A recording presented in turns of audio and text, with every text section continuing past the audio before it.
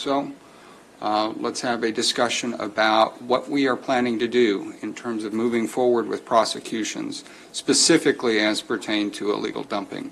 I think we have good people that are trying to do good things, and I don't want to discourage them by having a situation where we are not providing support as the elected officials and as the management and administration of the city to ensure that those individuals that are dumping are held accountable and that they pay for the crime they are committing. It is a crime, and we need to treat it as a crime. Thank you. Gina Morales. Can you please pass this so that everybody can see? Good evening. This evening I'm here because San Bernardino City is mourning the loss of the youngest victim. My friend Zaira Gutierrez gave birth on September 8th, and 7 minutes after giving birth to a beautiful 11-pound baby girl, the baby girl went into cardiac arrest. This was a direct consequence of an assault that Zaira endured on Memorial Day. Currently, I live at the Mountain View complex that is managed by Don Saldana with Haven Property Management and Mark Jolstead, the president of the Homeowners Association. Mark Jolstead brags about his relationship with law enforcement, so I find it very difficult to see Mr. Lawhead on TV talking about citizens being concerned and stepping up and speaking and talking about what's wrong with their complex when Mr. Lawhead was supposed to contact me in June. We need the city to hold investors, greedy investors, accountable for who they contract to manage their properties. We need property managers that aren't bigots. Because I'm not saying that what happened on Linwood shouldn't have happened. What I'm saying is that it should have been a different demographic group. Historically, the Mexican-American community has been marginalized and discriminated. And we see this discrimination in our courthouse. I was a victim of Deborah Daniels, Commissioner Deborah Daniels. Mustafa, the gentleman that I gave you the letter about, he's a victim of former Judge Beeson or something like that. But what's happening in the courtrooms, what's happening in law enforcement, because law enforcement in the city lacks two things that I have too much of, and that's courage and integrity. Because people don't like me because of my level of courage and my level of integrity. If you're a dirty cop, you shouldn't be wearing a badge. When I organized in Rancho Cucamonga, I documented 30 years of misconduct among the sheriff's department. You had Parker and Godoy raping and beating Chicanos and Chicanas. What's happened to me and what happened to Zaira Gutierrez would not have happened if we had been at the prison yard in Chino. Because the demographics were the majority. Historically, we have been criminalized and marginalized. And I've been to several prisons. And let me tell you, if Zaira and I had been in a prison, we would have been safer than we are in Mount Hood, because Mark Jolstead has a diplomatic immunity of Mr. Lawhead and the San Bernardino City Police Department. I want this woman that assaulted Zaira and her husband and her 15-year-old, because Zaira got assaulted when she was 6 months pregnant. Any fool could see that she had a baby. All the punches, all the kicks, all the blows were aimed at the fetus. Their mission was accomplished. They're baby killers. And they should have walked out handcuffed, but they didn't because of the San Bernardino City Police Department. Thank you. Thank you. Janine Nielsen.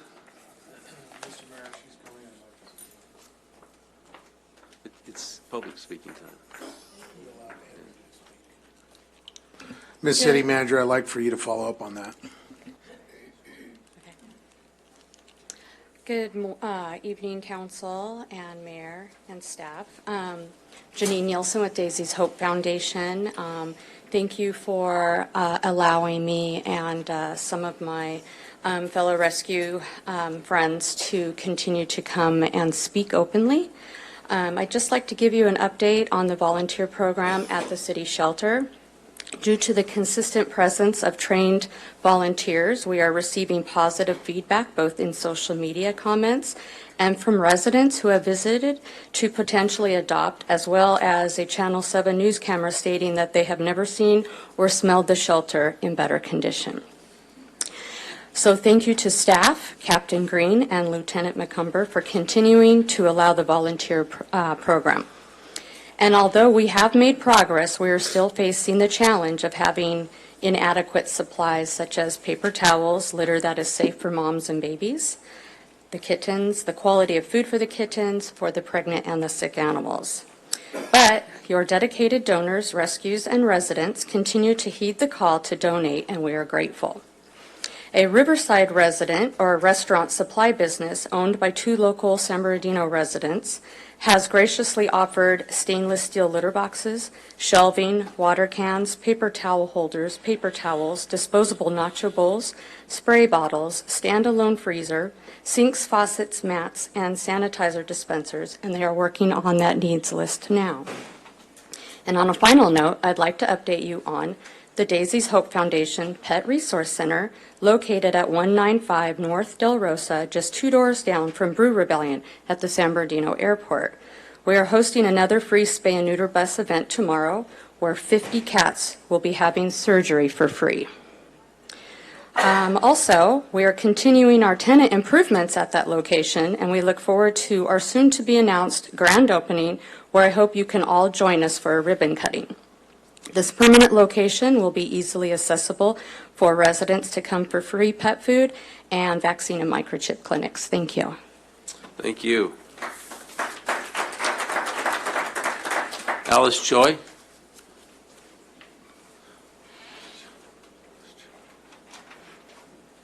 Good evening. Alice Chow. I'm with the San Bernardino Animal Care Foundation.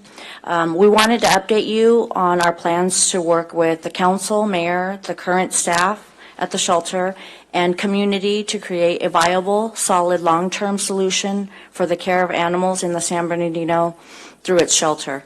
Over the last few weeks, several organizations involved in rescuing animals who have been abandoned or are otherwise in danger have been working to recruit business leaders to form a 501c3 nonprofit organization to support the shelter's work. We hope to have the form of this organization finalized and the board members chosen as swiftly as possible within the next month. In the interim, we are taking a number of steps to inform our group. First, having conversations with rescue organizations, businesses, and community organizations in an attempt to create long-lasting partnerships. Second, speaking with council members to better understand their ideas for the shelter services in San Bernardino. Third, reviewing the business models of other shelters and the budget and finance records of the San Bernardino shelter to understand the financial aspects of running the shelter, and in particular, the costs associated with providing critical community outreach and education and spay and neuter services. Finally, we hope to speak with the mayoral candidates to better understand their views about the provision of shelter services in San Bernardino. We want to move swiftly, but also to do the research and analysis to create a viable, long-term solution to the animal control issue that has plagued San Bernardino now for many years. To create a plan that is financially sound and takes into account all the relevant stakeholders' views will take time. As soon as we have what we believe is a viable plan, we will be back to consult with you about it. We thank you for your continued partnership, and we look forward to engaging many of you over the next coming weeks to discuss the future of the San Bernardino Shelter Program. And one concern that we have was when Captain Green spoke at last week's Animal Control Commissioners meeting. He stated that the city only qualified for 7 grants, and if we applied and received them, it would total $140,000. He said that they're not worth applying for. We know that there are many other grants out there, such as the California Department of Agriculture. They have a spay-neuter grant for municipal shelters only. We will be forwarding the grants that we find to Captain Green. We hope that you encourage him to apply for these grants so that we can ensure that the shelter, we can help improve the shelter conditions. Thank you for your time. Thank you.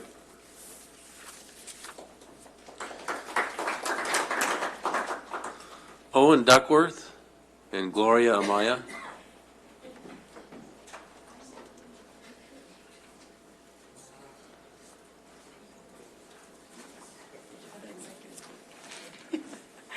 Good evening. We want to introduce ourselves. This is Mr. Owen Duckworth from IE Rebound Reentry Services. My name is Gloria. I'm sorry, I'm losing my voice. Gloria Maya. I'm the program director for IE Rebound as well. We're just here to bring some good news to San Bernardino. We offer reentry services for the formerly incarcerated, and what we do is we offer trauma-informed care services. That being the 52-week batterer program, anger management, life skills, many other things, and helping them with necessities to get acclimated back into the city.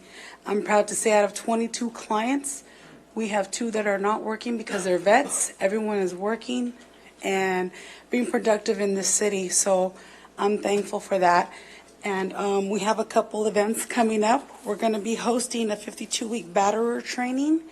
So anybody who is interested, who would like to gain more knowledge as far as the violence that occurs within our community, it's a training that specializes in domestic violence and battering, but a lot of the courts and the jail systems are making perpetrators of assault or violent crimes attend these classes. So this is a great training, not only for average people, but for educators as well.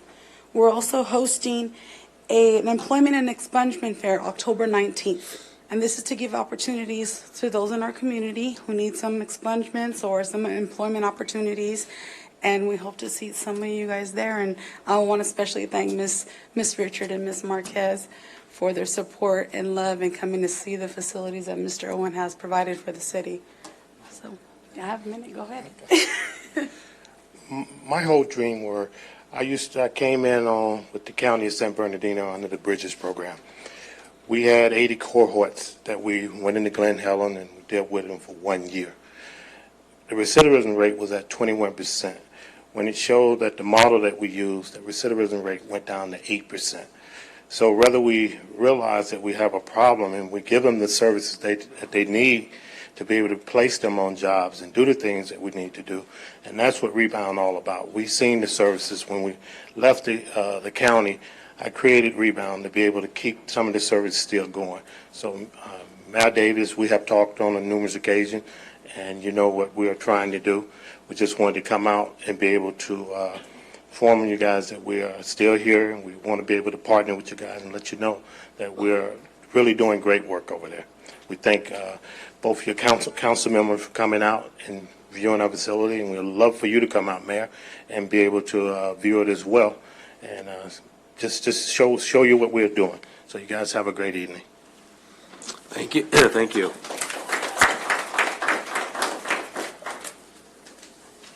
Bertie Vanetis.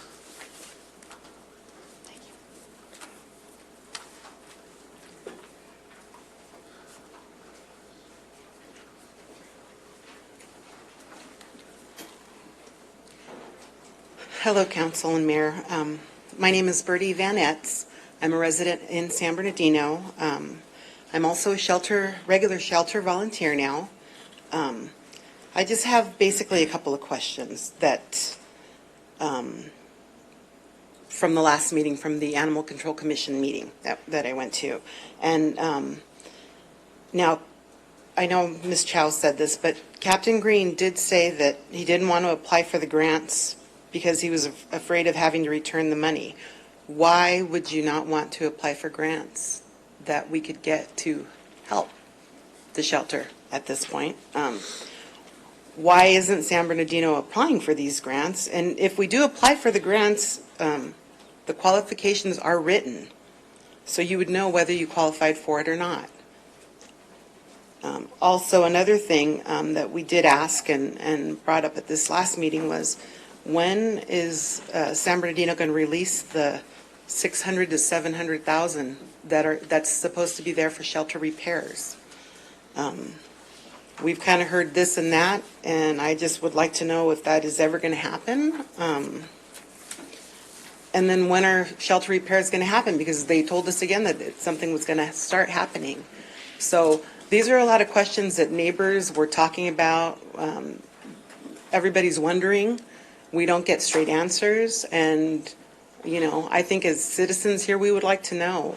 Good things are happening over at the shelter right now, and I would hate to see it go away. especially, at this time when there's a lot of, today I did see a lot of good here in San Bernardino with a lot of the people that came up and spoke. But, this is something that could be such a positive for the city. And it's something that needs to be considered. And those are just questions that I would like to have answers to at some point. And maybe a consistent answer and a follow-through would be great. And that's all I have. Thank you. Thank you. Thank you.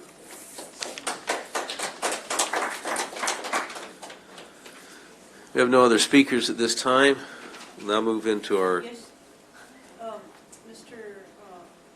Johnson, I thought he wanted to speak at the, there's 2 items on that. He wanted to speak in public comments, he also wanted to speak on an item later. oh, okay. Thank you. Mr. Van Johnson. Thank you, welcome. Mayor. On Thursday, October the 4th, 2018, at 6:00 p.m., a mayoral forum between incumbent Mayor R. Kerry Davis and challenger Councilmember John Valdivia will be held at Ecclesia Christian Fellowship. This event will be streamed live on YouTube at ECF Online. The forum will give both the candidates an opportunity to showcase their views on municipal issues and to share their vision for the city's future. Ecclesia Christian Fellowship is located at 1314 East Day Street in San Bernardino. Everyone is invited to attend. And if you would like to submit a question to be considered to be asked, please send to Ricky Van Johnson at msn.com. That's RIKKEVANJOHNSON at msn.com. Thank you, Mayor. Thank you. And there was also another. Scott Stevenson.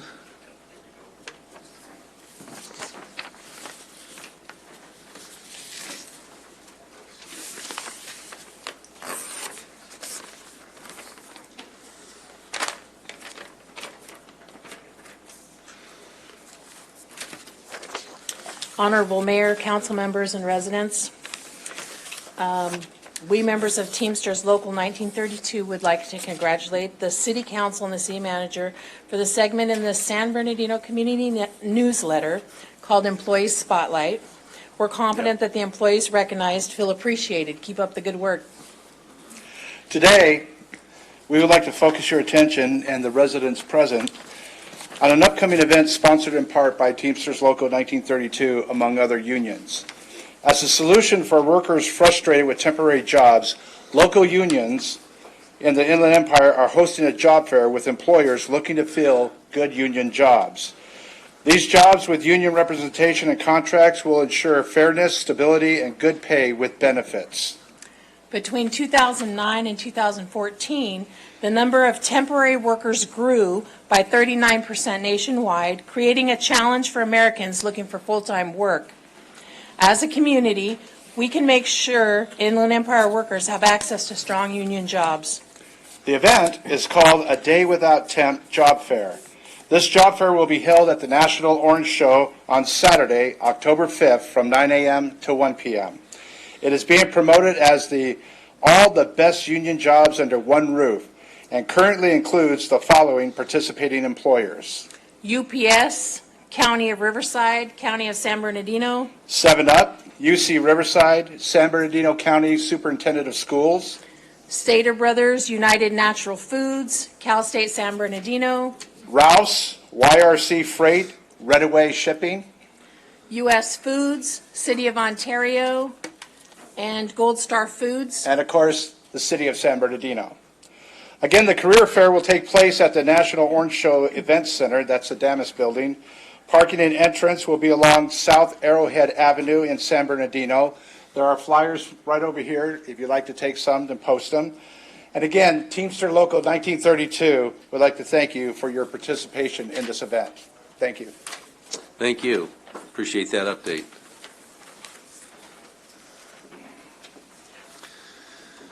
We'll next move to our consent calendar. Councilman Mulvihill, you have anything? I have nothing to pull, Your Honor. Thank you. Councilmember Richard? I have none tonight. Councilmember Nichol? I had a quick pull of item 13 just to enter an item into the record. Okay. Councilmember Charette? A quick question on item 8. Councilmember Valdivia? Councilmember Barrios? None tonight, sir. Councilmember Marquez? None, Your Honor. Move the balance. Thank you. We have a motion. We have a second. We have a second for the balance. Second. Thank you.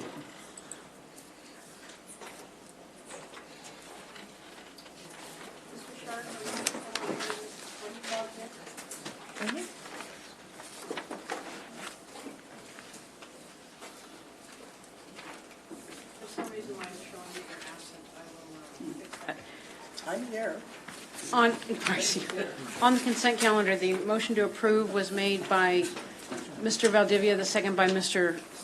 Charette, and the item passes 7-0. Thank you. Item number 8 is to order construction contract for demolition of the Fire Station 223 and Vermont Community Center project to Precision Contracting. Councilmember Nichol? No, that was mine, Mayor. Oh, excuse me. Councilmember, And I just have a quick question. Charette. How did that one fire station fixed, how is it connected to the overall of turning over to the county? Was that one that was closed prior to the deal, and we ended up with it, so we're dealing with it? That's correct. Thank you. Thank you. Any other discussion? We have a motion. Move approval. Discussion. Councilman Valdivia. Oh, where is it located? It's on Medical Center Drive. Yeah, Medical Center Drive and 21st. And so why does the city have, why are we bearing the cost of demolition? This was still our facility, but you moved over to the county. And it's because Chard knows. I'm sorry, go ahead. Oh, it was always the city's. It was never transferred over to the county, so it's been vacant, and it's become a real nuisance. So it's How did we demoed. cherry pick some? How did some of the stations go and some did not? I mean, that's. Dan Muncy can probably answer that My- question better My than I. understanding was that when we released everything, it was all in one kind of kit and caboodle. I don't believe we were even using that when we did the transfer, but Dan can answer that better than that. That is correct. That fire station was closed, I believe, a year and a half prior to the county fire department taking over service. So that station's been long closed. Even if the county fire department had assumed control of that station, it's not a modern fire station. It's very small. There's mold issues, asbestos issues. As a matter of fact, most of our fire engines wouldn't even fit in the apparatus bay because it was built so long ago. So it no longer is a usable facility for the city. I'll move for approval if it hasn't already been moved. And this is an important part because what comes next is more development, I assume. That's the proposal. Exactly. So to clear the land and blade it and create more job opportunities, I think it's a good economic investment. I just had kind of as a bypass here some questions. I appreciate it. Thank you. Councilman Nichol. Yeah, along a similar line, we have the fire station on Kendall, near Kendall and University, that I get consistent questions about when is that finally going to be demolished or disposed of? And just wanted to make sure that that's still on the radar and that we're moving forward on that resolution. Yes, and Dan can talk about that. We were talking about that the other day as well. Well, that's Fire Station 225 on Kendall, and we had the same issue. That was a county fire station. We had to close it due to black mold and asbestos issues. That was a modular fire station that was built back in the 50s. So it's just not safe, even if we were to retrofit it. So we're currently, the plan, initially we thought of raising it, then we realized that there is some small commercial value and high interest for some developers in that area. There's an apartment complex right there. The developer would love to have that land. We decided to list it with the residential services for sale and send it to public auction. But at the same time, we realized that we need to build new fire stations in the city, so I've approached the city and I've offered to make a land trade to the city to receive vacant lots so we can rebuild fire stations. Thank you. Thank you. Councilmember Marquez. Chief Muncy, don't go yet. Sorry. Just for clarification purposes, since we are discussing fire stations in the city, the fire station that is located on Orange Shore Road and Mill is not city-owned, correct? That is city-owned. It is city-owned? Yes, ma'am. I thought it would belong to the Orange Shore. It's ours. You are correct. So that was a city fire station prior to the county fire taking over. That is on the National Orange Show grounds. Got it. So the title probably belongs to the National Orange Show. I'm not familiar with who holds title there. But that station has been closed long time ago Yes, ma'am. for the same reasons. Yes, ma'am. From what I understand, that fire station was really only used during events at the National Orange Show. That was never really a permanently operated station, at least in recent years. Thank you. Thank you. We have a motion and a second.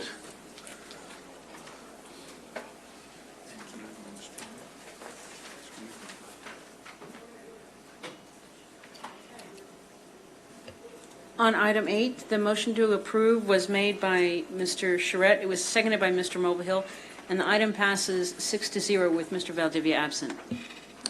Thank you. Next is item number 13. This is recommendation to adopt Resolution 2018-251 of the Mayor and City Council of the City of San Bernardino, California, approving an exclusive right to negotiate agreement between the City of San Bernardino and ICO Real Estate Group for the Fifth Street Gateway property and authorizing certain related actions. Councilmember Nichol? Yeah, no, I would like to move the item. I did have, however, a request to enter into the record. This is a great great sign of progress that we're moving forward with this, and so I just want to applaud our staff for bringing this forward. There was, just this afternoon, I was provided this article in the Guardian newspaper about a city in Spain by the name of Pontevedra, and I'd just like to read quickly a couple of quotes from this article. But they were talking about the historic downtown of this Spanish city. It says here, the historic center was dead. There were a lot of drugs. It was full of cars. It was a marginal zone. It was a city in decline, polluted, and there was a lot of traffic accidents. It was stagnant. Most people who had a chance to leave did so. At first, we thought of improving traffic conditions, but couldn't come up with a workable plan. Instead, we decided to take back the public space for the residents, and to do this, we decided to get rid of cars. The benefits were numerous. On the same streets where 30 people died in traffic accidents from 1996 to 2006, only 3 died in the subsequent 10 years, and none since 2009. CO2 emissions were down 70%. Nearly 3/4 of what were car journeys are now made on foot or by bicycle. And while other towns in the region are shrinking, central Pontevedra has gained 12,000 new inhabitants. Also, withholding planning permission for big shopping centers has meant that small businesses, which were elsewhere unable to withstand Spain's prolonged economic crisis, have managed to stay afloat. What this article talks about is how they took this downtown center, historic downtown center, and basically closed it off to vehicle traffic. They closed down the streets. I know we as a council have approved a number of items in the last 6 months or so to close down some city streets that were deemed either of low use or of low value.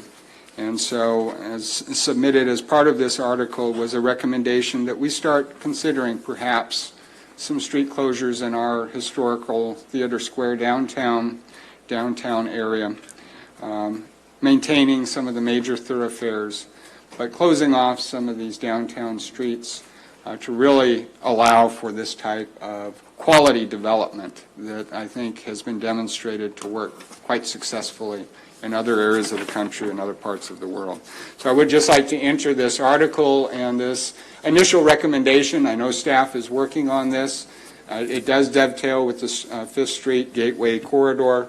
I think we have a real opportunity in front of us with both the Fifth Street Corridor and all the great work staff is doing to rethink our downtown. And so I would just like to submit this for the record, and I look forward to staff's continued work in bringing forward what I think is a proposal that will truly make us a world-class city. So just include this in the record, and thank you.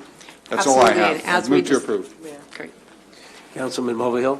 Let me just add to that back in the RDA days, they had plans to turn the street in front of the California Theater to 4th Street.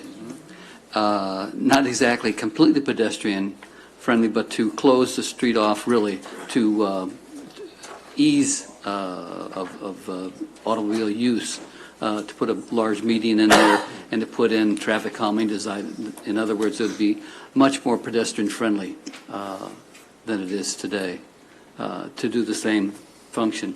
And because, again, we're thinking about Theater Square, about Central City Mall transition, that would be something to think again. Also, Court Street did the same kind of pedestrian-friendly changes, all kinds of opportunities. So it's a great idea. Thank you. City Clerk? Waiting for the vote.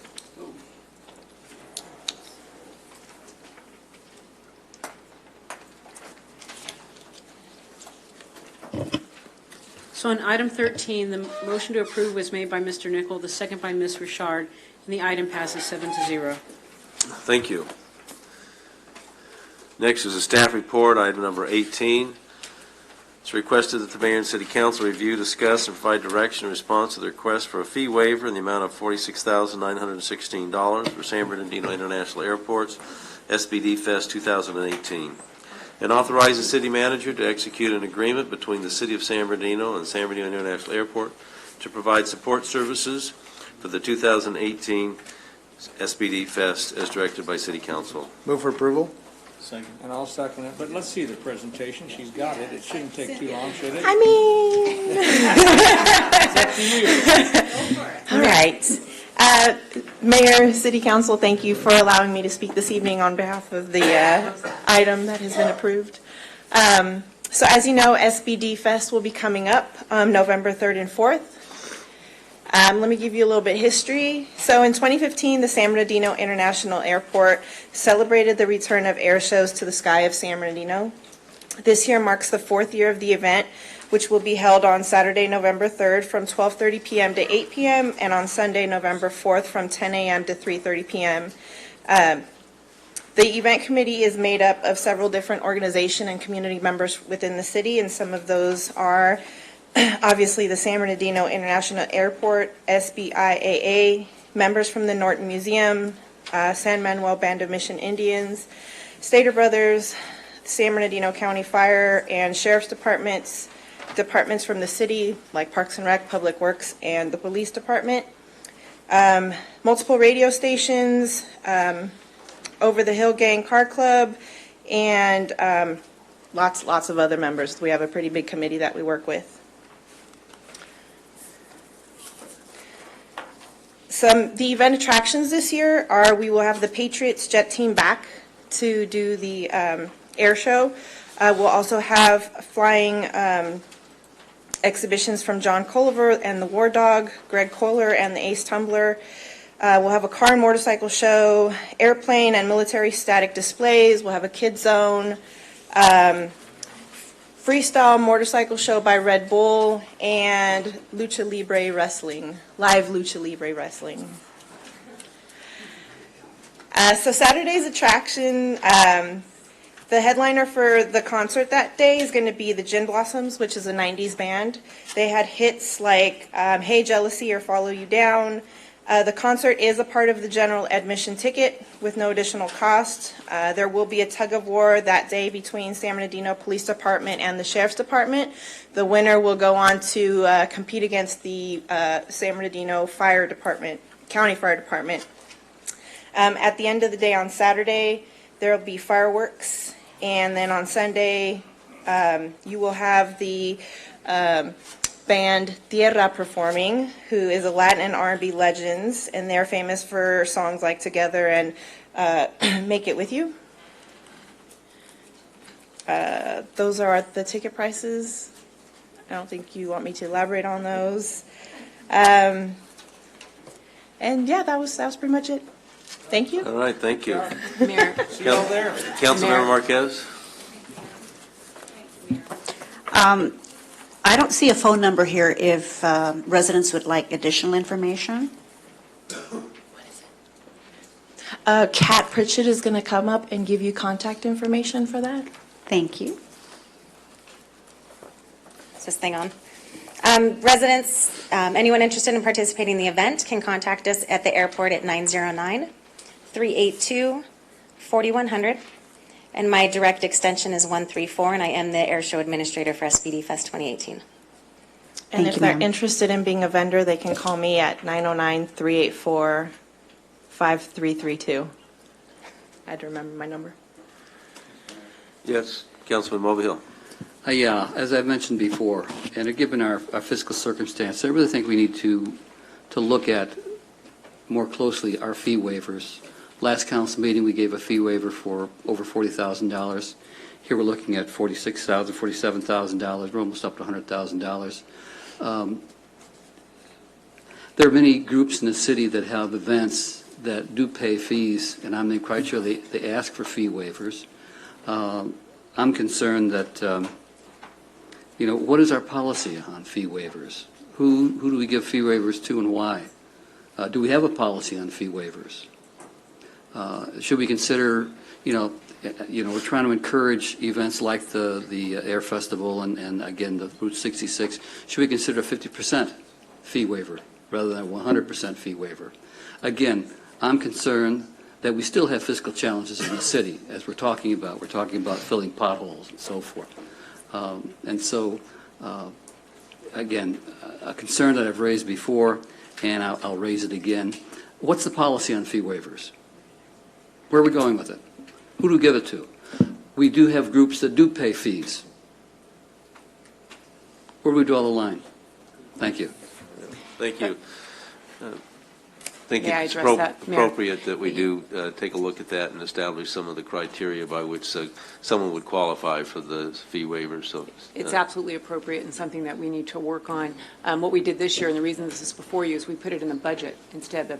You approved some in the budget this year. The reason we're bringing this one to you is because we only budgeted for the Parks and Rec fees this year. If you read the staff report, there was about $12,000, correct? About $12,000. So the remaining fees for PD, Public Works, and Community Development were not budgeted for this year. So they requested the full waiver this year. I believe last year they paid for half. This year they were requesting the full fee waiver, so that's why it's before you. And we do need to draft a policy, so going forward, you're not put in this position.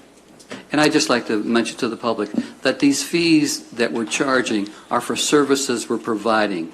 In other words, we're not charging anything more than actual work that the city's done and that we're accountable for. And so it's not a gift that they're giving to us, but in fact, it's a payment for services. And so when we do provide waivers, we're sort of taking it on our own. Thank you. thank you. We have a motion. We have a second. Mayor, may I clarify? Are you talking the entire fee waiver? Is that what you're voting on? Not part- That was the motion.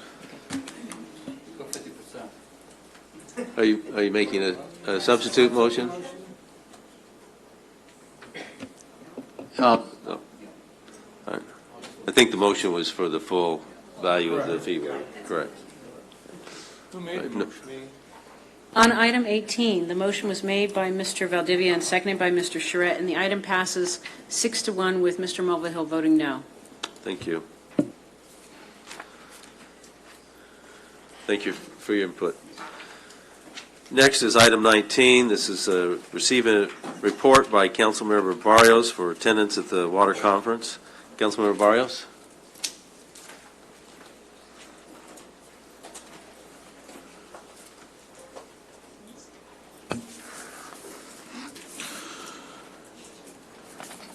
Well, as you guys know, there's water is a very, very precious resource that sometimes we take for granted, and you don't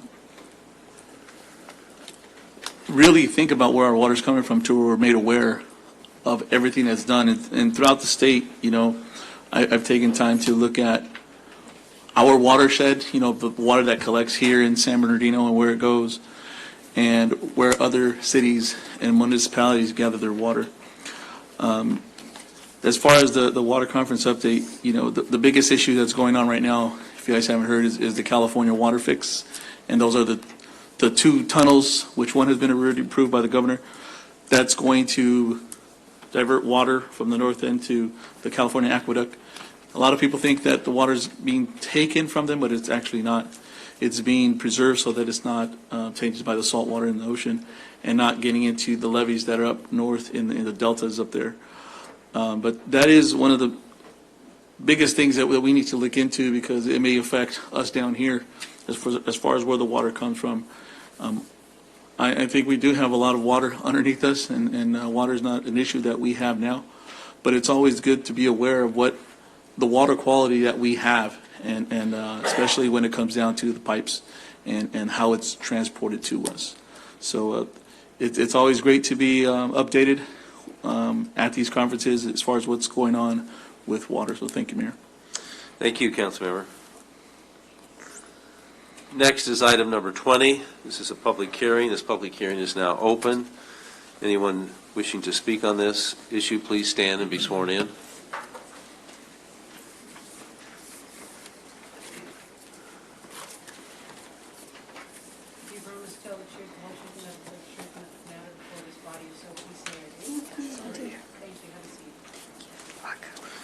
Thank you. This is a recommendation to first reading of ordinance 1504 of the Mayor and City Council of the City of San Bernardino, California, establishing the compensation and benefits for the city elected officials.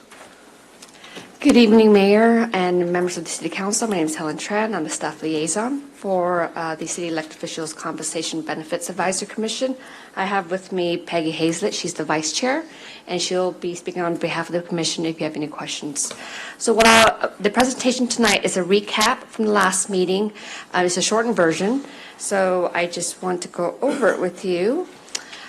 This is to show you who all of our commissioners are, and I'd like to call them out.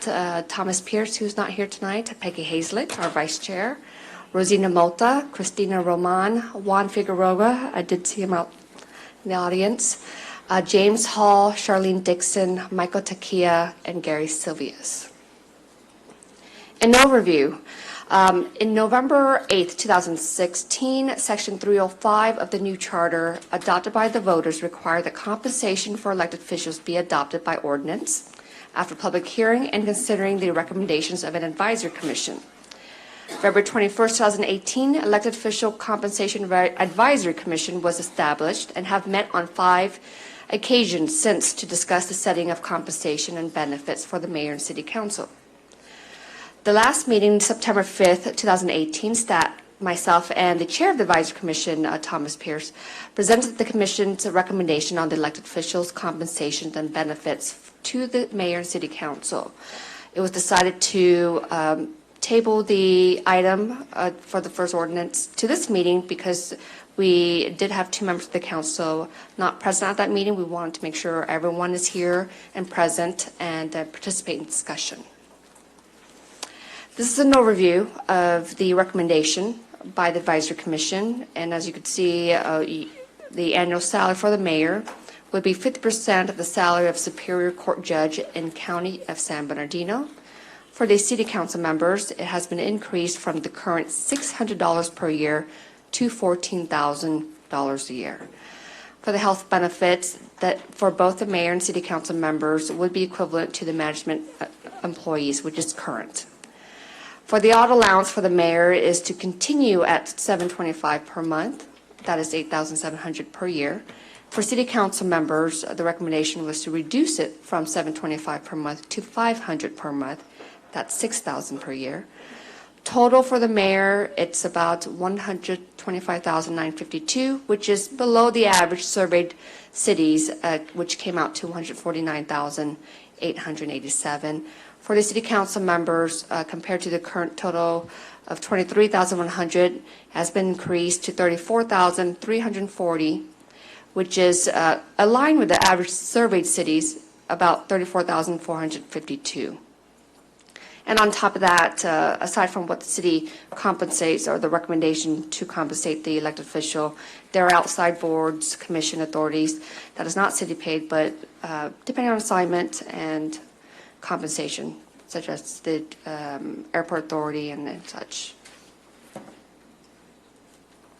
Financial impact on the recommendation by the Advisory Commission. Total annual increase of the proposed recommendation is about $113,000 per year, but only one half of that amount, $56,500, would be required for the balance of the current fiscal year 2018-19 budget, due to the effective date of January 1st, 2019.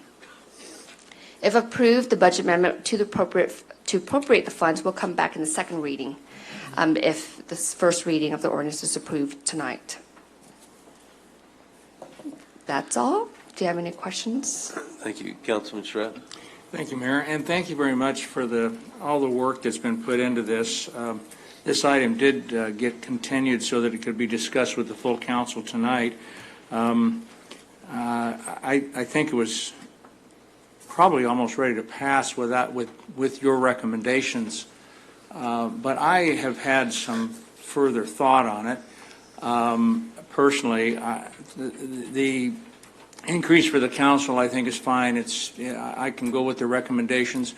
I maybe would have looked at rounding up or down a little bit just to make some things even, but that's very minor and has no big bearing. But based on the new charter, I think the mayor's salary needs to be reviewed and looked at and probably reduced.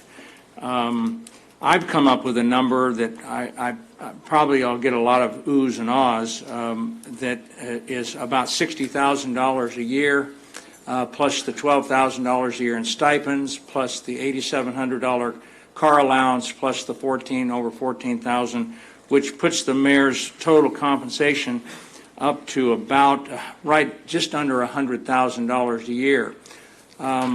In that there's a median income here in the city of San Bernardino of about $40,000 a year, and that the duties of the mayor have been really significantly reduced, very, very significantly reduced. I could go through them all here. I don't really want to take the time, but it might be important. Under the old charter, the mayor was the chief executive officer. The mayor was over all the departments, including police department, and had control of all the books for all those. The only department that he had no authority over were the actual council members. The mayor had general supervision over all departments. The mayor would take proper measures for the preservation of public order and suppression of all riots and tumults. The mayor shall have a general supervision of the city manager, acting city manager, chief of police, etc. Those are all gone under the new charter. Under the new charter, the mayor shall have the following powers and perform the following duties in addition to others as specified in the charter. Number one is attend and preside over council meetings, and participate fully in all discussions. Have the authority to veto any council action. That has not changed from the original charter. Shall participate in the vote to appoint or remove the city manager, city attorney, city clerk, and fix their compensation. That is, have a vote in that. It's actually done by this entire body. So the mayor becomes one vote of 8 in that particular case. And then to appoint and remove members of boards, commissions, or committees, except committees made up wholly of less than a majority of city council members. Appoint the members and officers of council committees, and then be recognized as the head of the government for all ceremonial purposes, and be the chief spokesman for the city. Represent the city in intergovernmental relations. That would be such as IVDA, SBCTA, other regional boards, and in the event he needs to go to Washington, as our mayor has a number of times, would be representing us there. And I thank you very much for the quality representation that you have provided over the years. I do.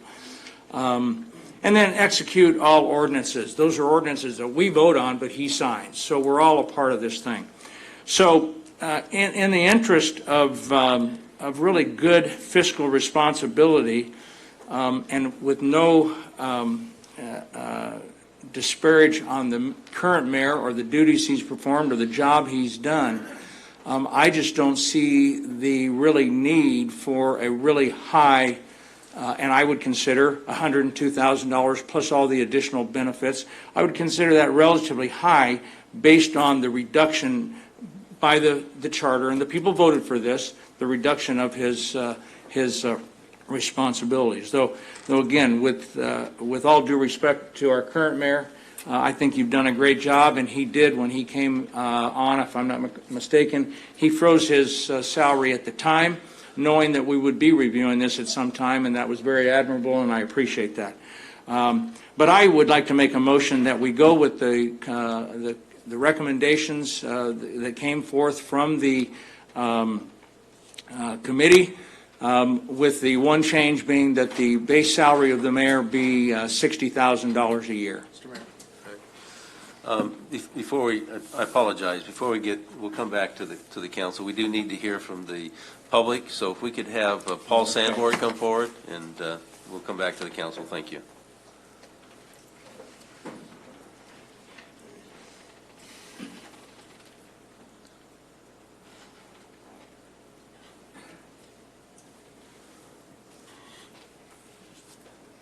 Well, you got me turned around, Fred. This is like from Washington, D.C. out to San Bernardino, California. You're starting to sound like that woman back there. Hey, am I going to sit here and tell the truth today or not? I mean, hey, John Valdita is going to be our next mayor. Now you want to sit here and lower the thing?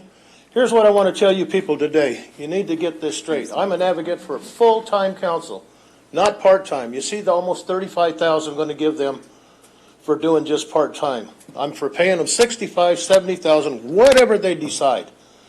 Let me explain this to you now. Mrs. Marquez, she's leaving. Barrios is out. John's going to be mayor. Fred, it's up in the air if he's going to win or not. Henry over here, he's running for the assembly. Muldahill might come back, and Sherrard there, maybe she'll stay. And if we have a full-time council, we can get this city back. And my point is, just to give you an example, we went from $25,000 to $50,000 in this time without having approval with the city manager. Am I right or wrong? We raised that amount. She doesn't need to even talk to you guys. She can approve it up to $50,000. Is that right or wrong? Okay. My point is, if you guys are full-time, you don't have to sit here and wait 2 weeks to bring it in front of the council to sit here and move something along. It's just that simple. Hey, you guys would be all here. You can call a 15-minute meeting and sit here and approve something and move this town on and get us back on the map again. It's just that simple. But the fact is, you people need to sit here, kick that to the side, and vote yourself for full-time, I'm telling you. Otherwise, if you don't do it, you're just selfish. You do not want to see this city move forward. Thank you. Ricky Van Johnson. Good evening, Mayor, Honorable City Council. The decision to raise the salaries for the City Council members is long overdue. Personally, I like to see it voted in retroactively to 2004.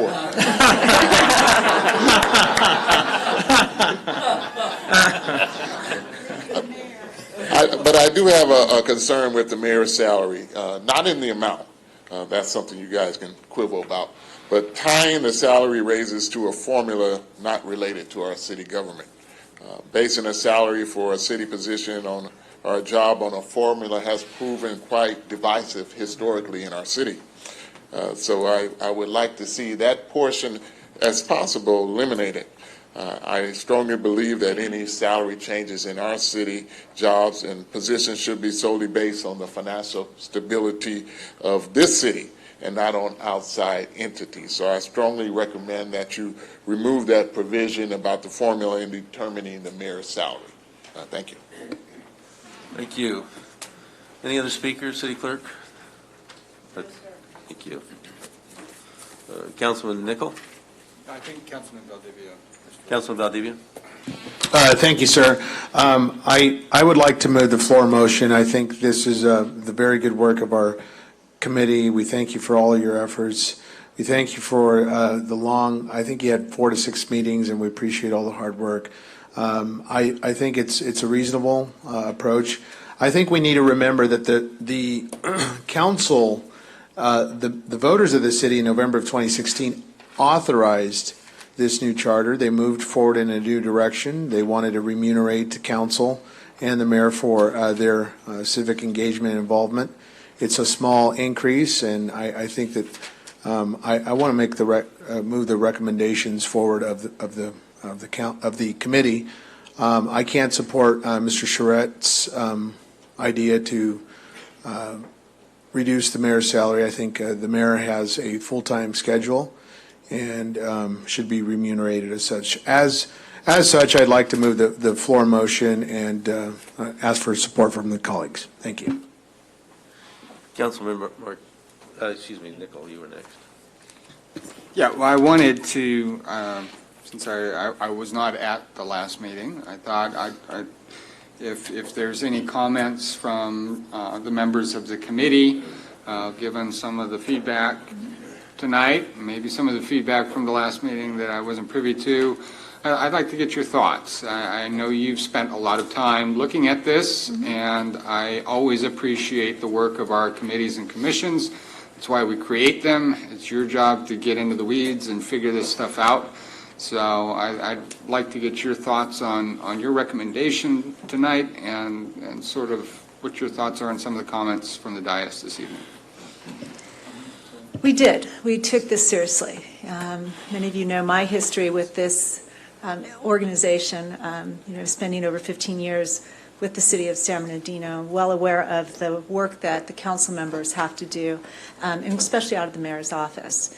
Now being, across the valley in the West End, we looked at really what the structure was, what the governmental structures were with other cities that not only nexus us to us, but also that were charter cities. And that's why you see a disparity between what we recommended as the mayor's salary, comparative to other cities. And we were looking at charter cities.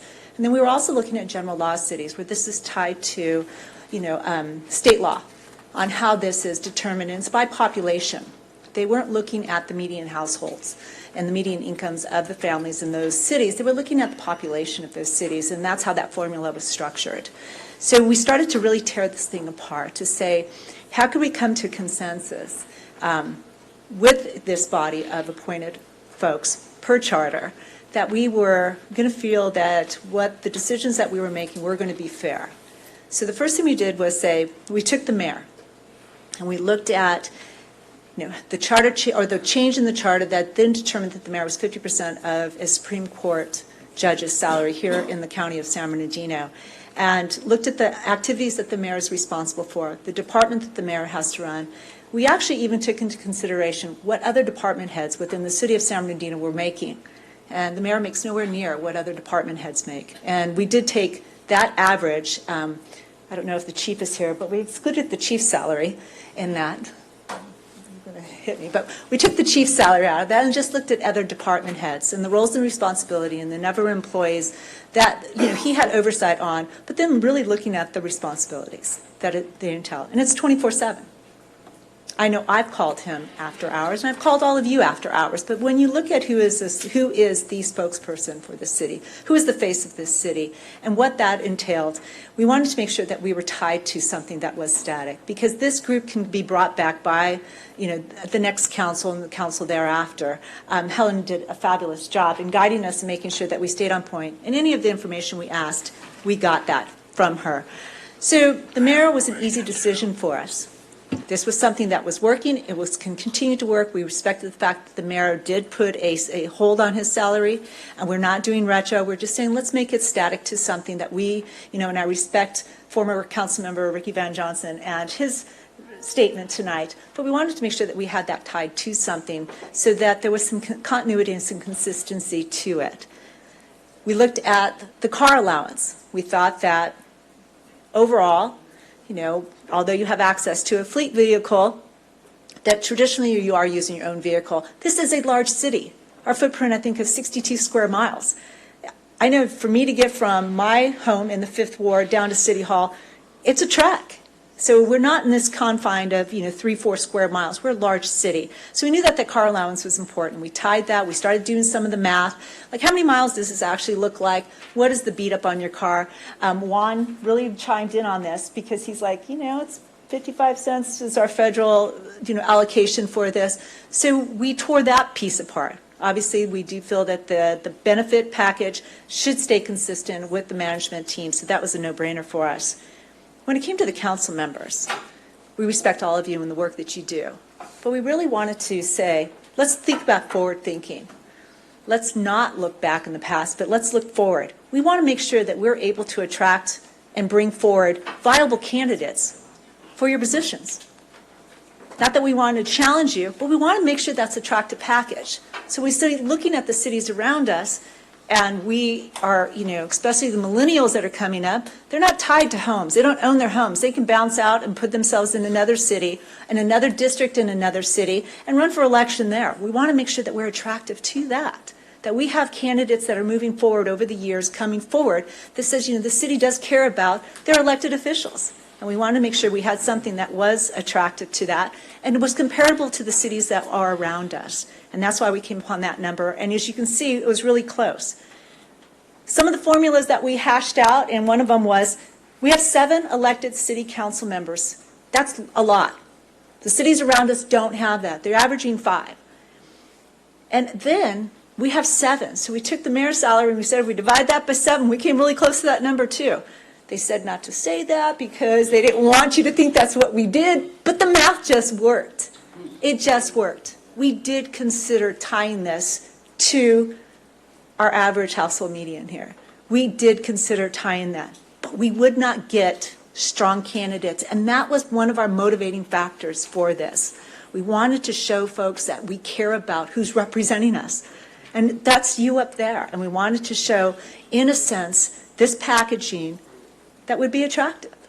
Now, we did reduce the car allowance because we felt that that was the only piece that was able to keep ratcheting up over the years, because at $50 a month, that wasn't going to be ratcheted up. And I knew that, in the past, we've had this go to the voters, we've had all these things.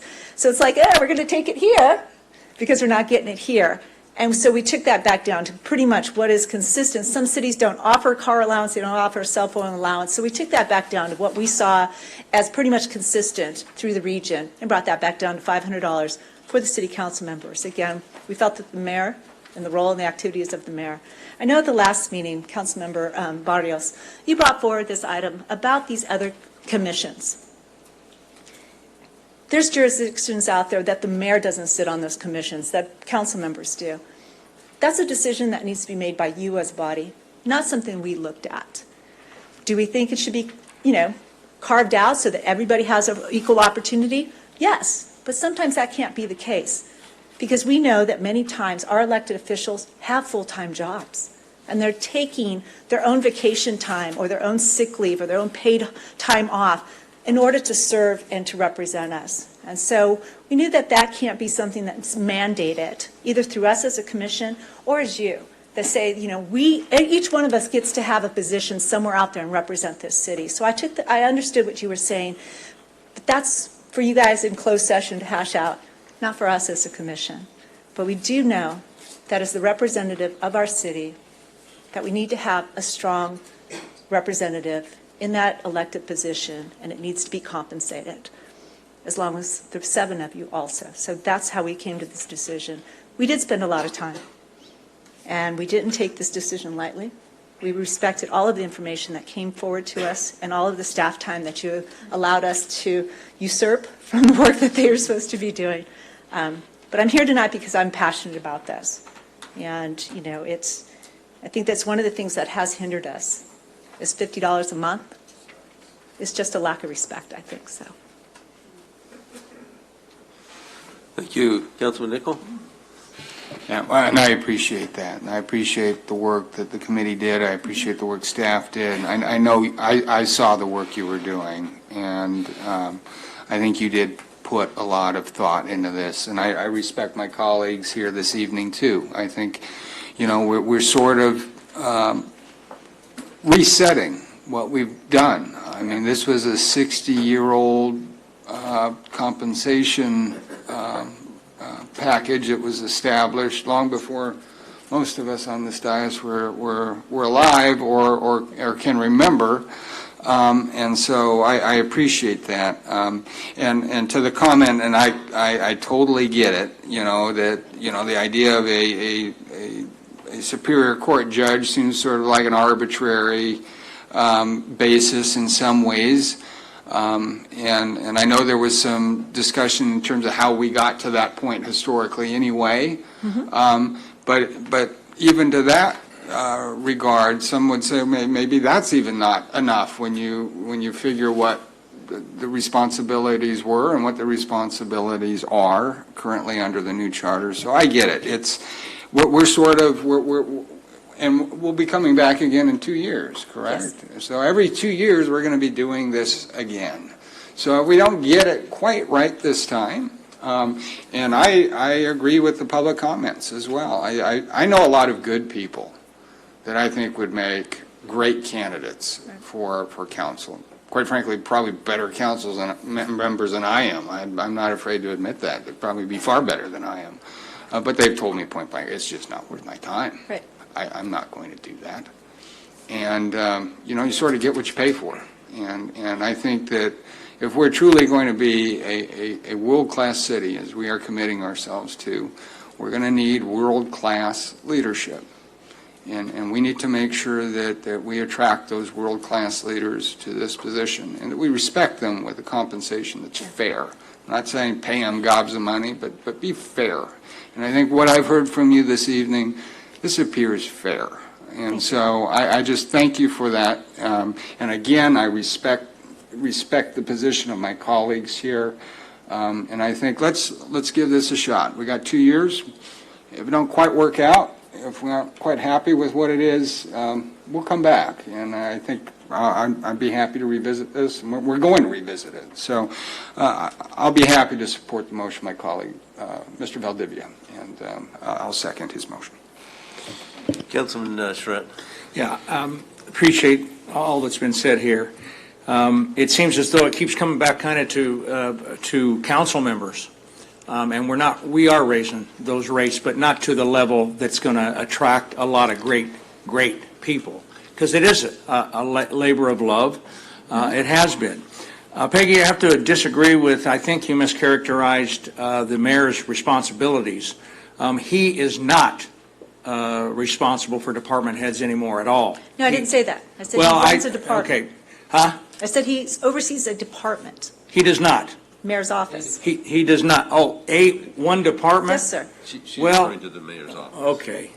Well, under the new charter, and what we're trying to achieve here is a legislative body that is really 7 council members and a chairman of the board, if you will, that we're all working together. And my understanding is the charter, and Terry maybe can weigh in on this, but Andrea has made it clear to me that every employee in this city works under the city manager. Yes. Period.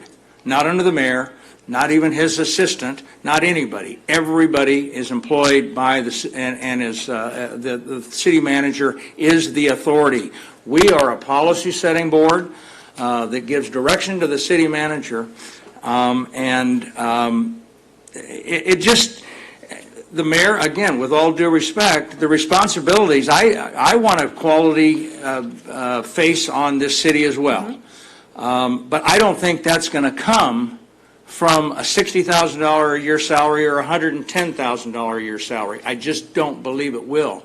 It hasn't in the past. I don't see it happening in the future. You want to talk about corporate paradigms that we're all trying to, then a city this size, and a city manager does make $250,000. But the board chairman does not normally make that kind of money. So just to make it clear, and I understand that the responsibilities of the mayor have significantly gone down. It is still a full-time job. He is not allowed to have another job. I get all that, but it also really probably isn't really the same type of full-time job that it was in the past. So I really don't support the salary as it stands for the mayor, and if that's going to stand, then, and I made a motion, but I didn't get a second, so I will not be supporting this under those circumstances. Thank you. Councilmember Marquez. Thank you, Mayor. Kudos to the vice chairperson of the committee and everybody involved. I attended the last meeting, and you guys were razor sharp focused, and it was really refreshing to see that because you wanted to do the right thing. I've given it a lot of thought, the discussion that's taking place. I think the mayor's position needs to be compensated nicely in order to attract good candidates. Regarding the council salary, I'm retiring at the end of the year. If I were still here, I would not take it. I don't need the money. It's a labor of love for me because I love the city tremendously. But I'll be back as a volunteer, probably more effective than an elected official. So is there a motion on the floor? It's already second. Thank you. Councilmember Richard. Thank you, Mayor. I too want to thank you guys for all of your hard work. I did not attend any of the meetings, but I heard a lot about it. One of my coworkers were actually Henry's. His person was actually one of my coworkers, and she talked about the end, and there was a lot of good people on that commission. So thank you guys for everything. And I too want to agree with a couple of my colleagues on here. I do believe that the mayor's position needs to be compensated, not necessarily just because the salary, but I think that the position requires a lot of work. And I was listening to Councilmember Ricky Van Johnson and what he said about retroactive. I know we can't do that, but that was a good idea. But one of the things he did say was when you tie it into the Superior Court judge. And so I was in agreement with you, Ricky, until, I had we were going to do this every 2 years. So if it doesn't work this time, we can always redo it again. And nothing is ever perfect. Right. So I just thank you guys for what you guys, the work that you guys put into this. And I'm going to approve it as stands. Councilmember Mulvihill. Yes, I tend to support Councilman Charrette's proposal, just simply because of the fact that, again, I think it's mentioned here tonight that often citizens' requests for services are met by the response, we don't have the funds. I'm convinced that, in niches and cracks in our organization are places that we can find extra funds to be able to save. And, I mentioned the waivers on fees and so forth. And then looking also at the pay scales for the council and the mayors are also things that we really need to look at. And again, the fact that we are going to be looking at them again in a couple of years will give us that opportunity. I wouldn't be in favor of former Councilman Johnson's proposal for retroactive. I wouldn't, although I understand the reason for it. I support you, Ricky. But anyway, no, I think that we should be looking at every crevice and pot of funds in the city for anything that we can cleave off, as long as it won't diminish services, because we do need the funds. We have all kinds of challenges that still remain in the city. So again, I'll be supporting this proposal tonight. Thank you. All right. Any other discussion?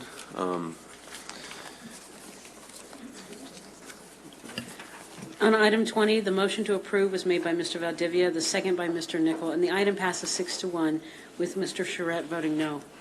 Thank you. I will just make one last comment that when reelected, I will keep the current salary that is currently paid to the mayor and allow for that compensation that I think that the Councilman Charette was referring to. I do appreciate the need to be fiscally responsible and would, for the next 2 years, continue the current salary as opposed to the increase. So, all right. So I'd also like to say that my services are now available since this commission has ended, and you won't need me for 2 more years, so What are you going to be asking for? just ask me. I'll see you back in 2 years, but, no, so I would love to sit on any available commission spot if you so would like to see me do that. This was worth it. Thank you. Thank you. We will take a 10-minute break. Thank you.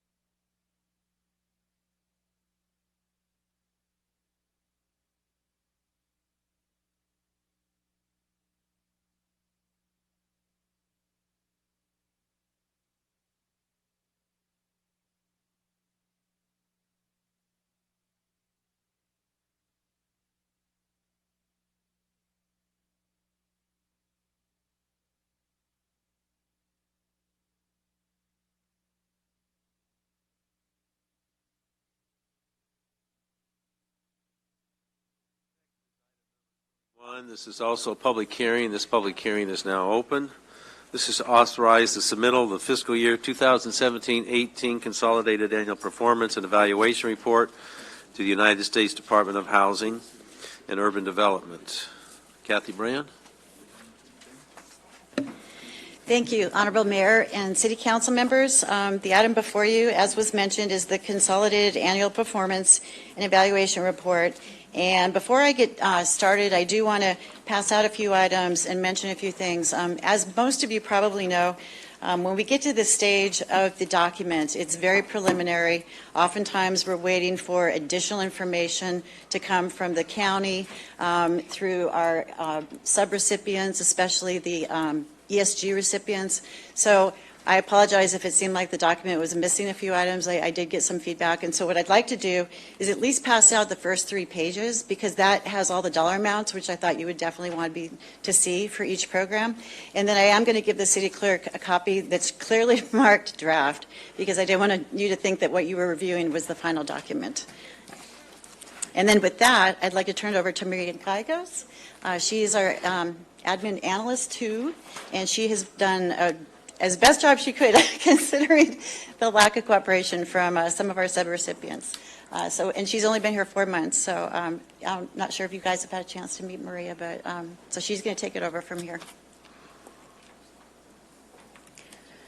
Good evening, Honorable Mayor and Council members. Well, I'm here to present the Consolidated Annual Performance Report. But as you can see from the slides, and we'll go ahead and start with that.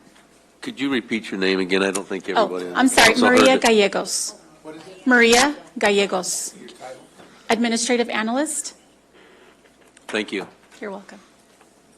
So the 3 federal grants received by the city are the Community Development Block Grant, also known as CDBG, funds which must be used to benefit low and moderate income persons.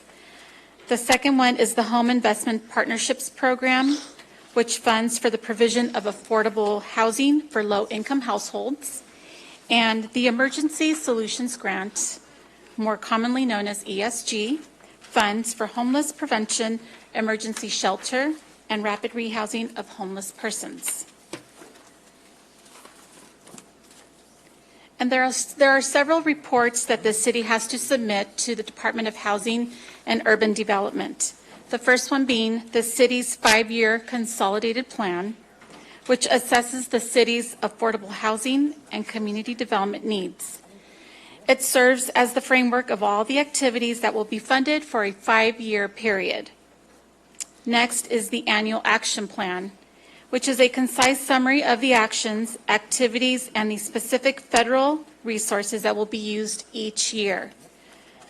The city is required to do a substantial amendment when there are changes in allocation priorities, carrying out new activities, or change in scope and location of project.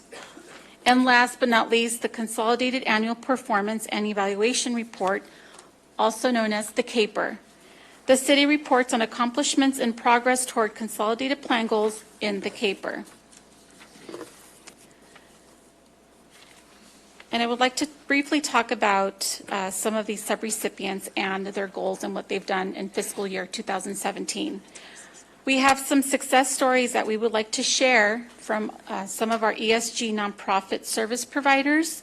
And Kathy is passing those out, and you can read those at your leisure, not at the present moment.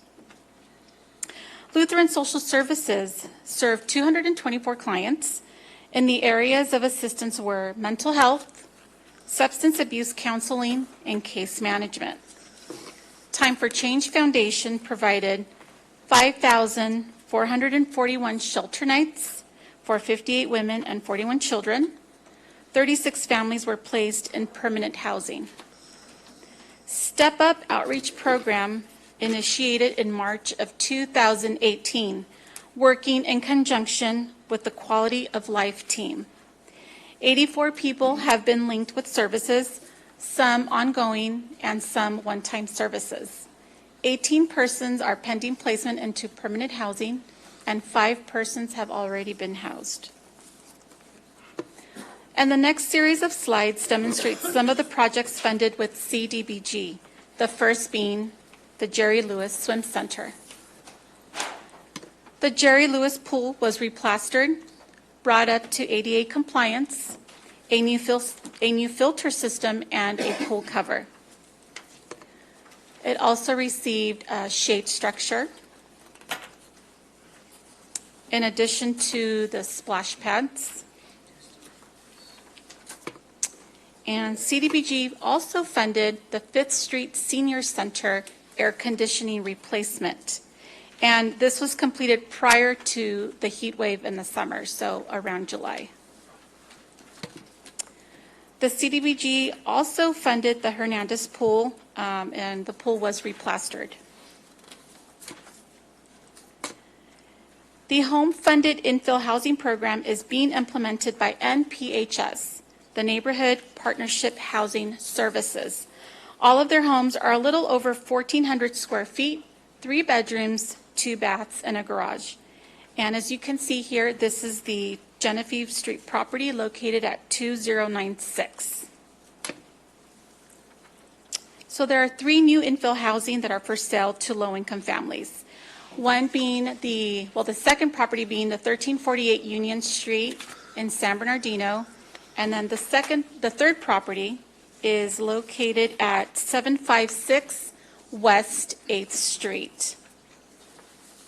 And just to make a note, one of the properties is in escrow, and the other 2 properties, NPHS is doing income qualification for potential buyers. And just to make a brief note of the goals for NPHS when building these homes, is that most of the homes are renovated to include energy-efficient features such as drought-tolerant landscaping, high-efficiency heating and cooling systems, doors, windows, and appliances. Home funded, this project is home funded, and this is the first phase of Arrowhead Grove called Olive Meadows, which was completed and opened in September of 2017. There are 61 low-income energy-efficient units on the property, a tot lot, and a community room for the residents. Another home-funded project is the Golden Apartments.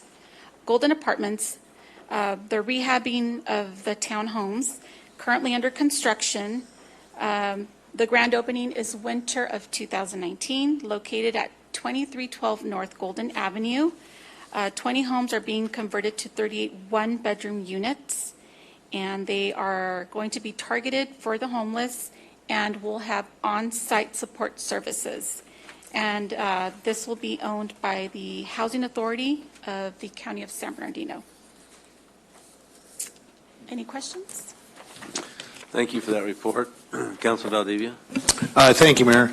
I want to just commend our CDBG team. Thank you very much. I have always advocated for a very robust report that is comprehensive and that highlights the success of the community. And when I say that, I certainly mean the tangible benefits. Those are real tangible benefits to the community. And so I want to salute your team and thank you, Kathy and Maria, right? Yes. We were all guessing your name up here, so I apologize. We're like, who is she and what's her title? We don't. So that's but we really appreciate CDBG. We know that it's headed in the right direction. I do want to encourage the process, Ms. Assistant City Manager, to also include markups and suggestions from the council. That's important because we know our districts the best, and those district council members, I'm very grateful to see many of the projects of pole plastering and air conditioners.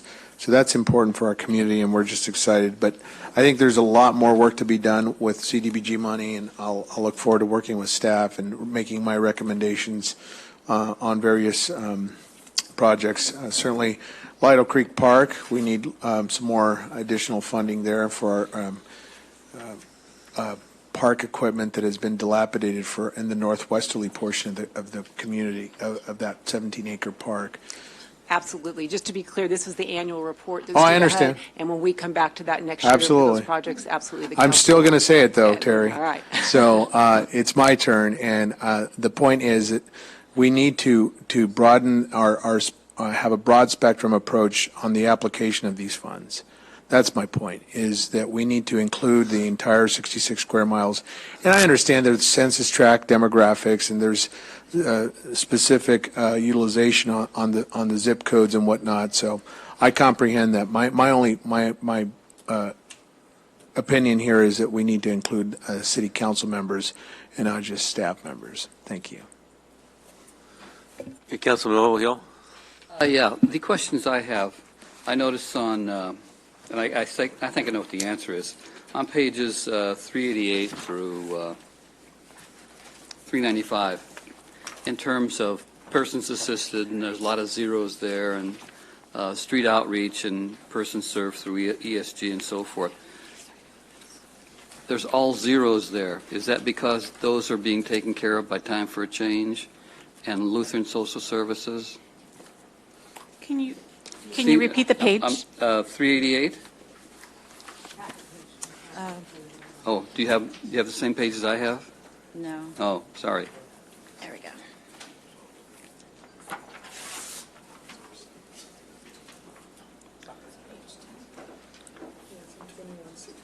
Page 10.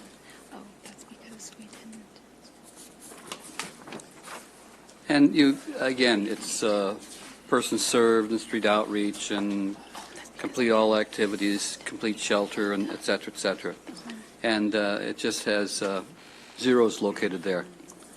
Is that, That particular one, if you go to the prior page, it talks about, this is regarding home funds and minority business enterprises and women businesses, minority owner of rental properties. now what page is that on? And the prior What page page- are you talking on? Sorry, 388 and 388. 389. Okay. So basically, like at the top of 389, it's talking about the relocation of real property acquisition. We did not do any. You know, I have a blank page on 389. Oh, I've got a blank page. if you look at the CAPER page number, which is right above that, What page you have? Is there a page that you have?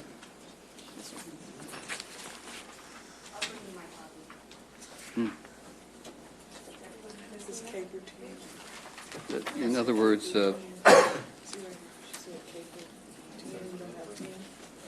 Caper 10. Yeah, I see.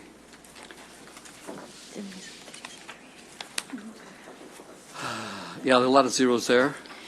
yeah, a lot of the ones that have zeros are programs that we did not fund.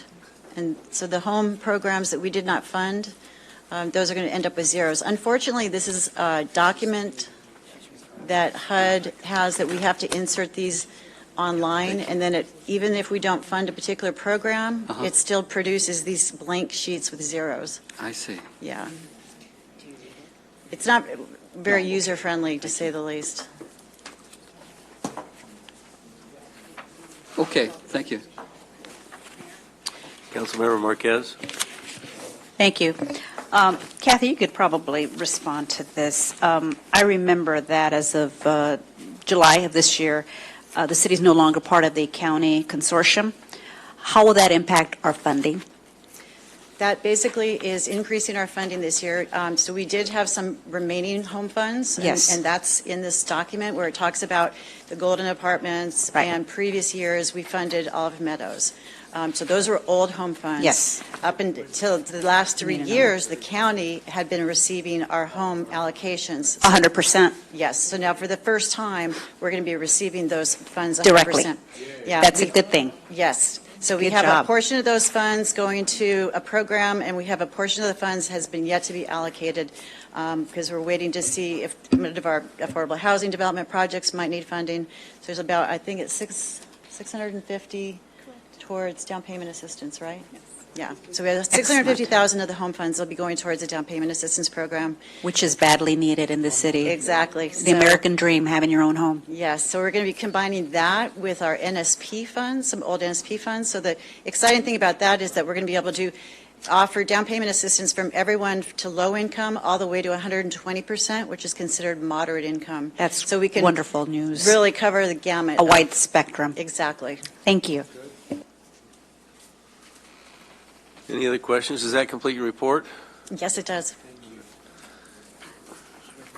We have, we need to authorize the submission and close the hearing, so we need a motion. Second. Motion and second, close the hearing and to authorize the submission of the 2017-18 Consolidated Annual Performance Report.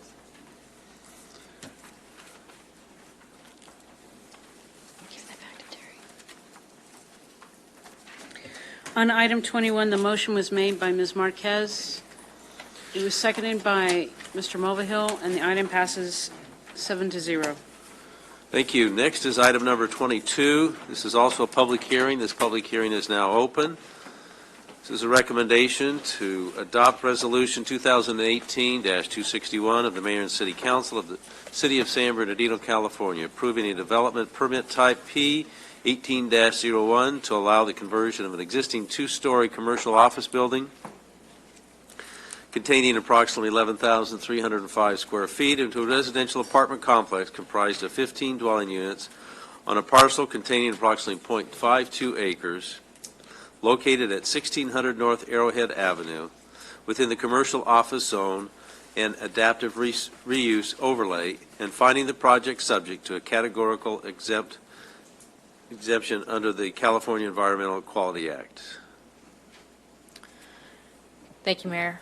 Item number Excuse me. 22. Before you get started, Yes. we have one public speaker. Okay. If we could, Do we need to take them now, or? yes, if Okay. you don't mind. And Sure. if you could stand and be sworn in, please.